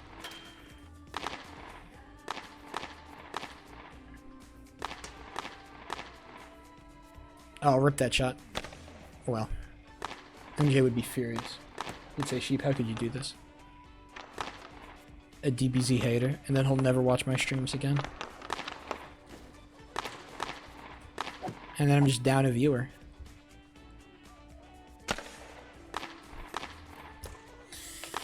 So many potential outcomes. Oh, Fall Guys. Oh, Fall Guys. Oh, Fall Guys. He's trying. He's got 1 minute to make it work. Pull back, pull back, pull back, pull back again. Another pull back. A third pull back. Maybe a fourth one if he's feeling good with it, but he's not. Oh, Fall Guys, he's dominating. Look at him go.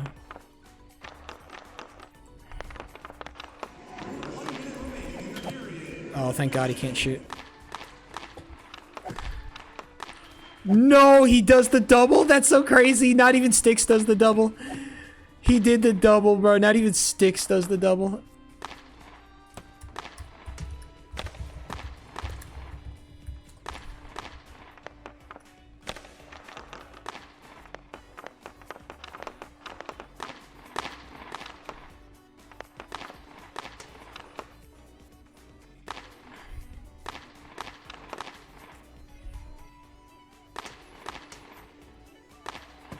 Get this guy the fuck out of my league.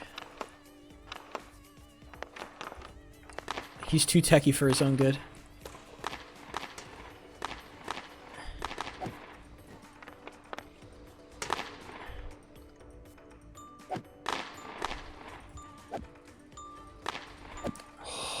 He almost ripped that too. Alright gamers, I'm gonna call it a day, I think. Is probably what is best. Alright gamers.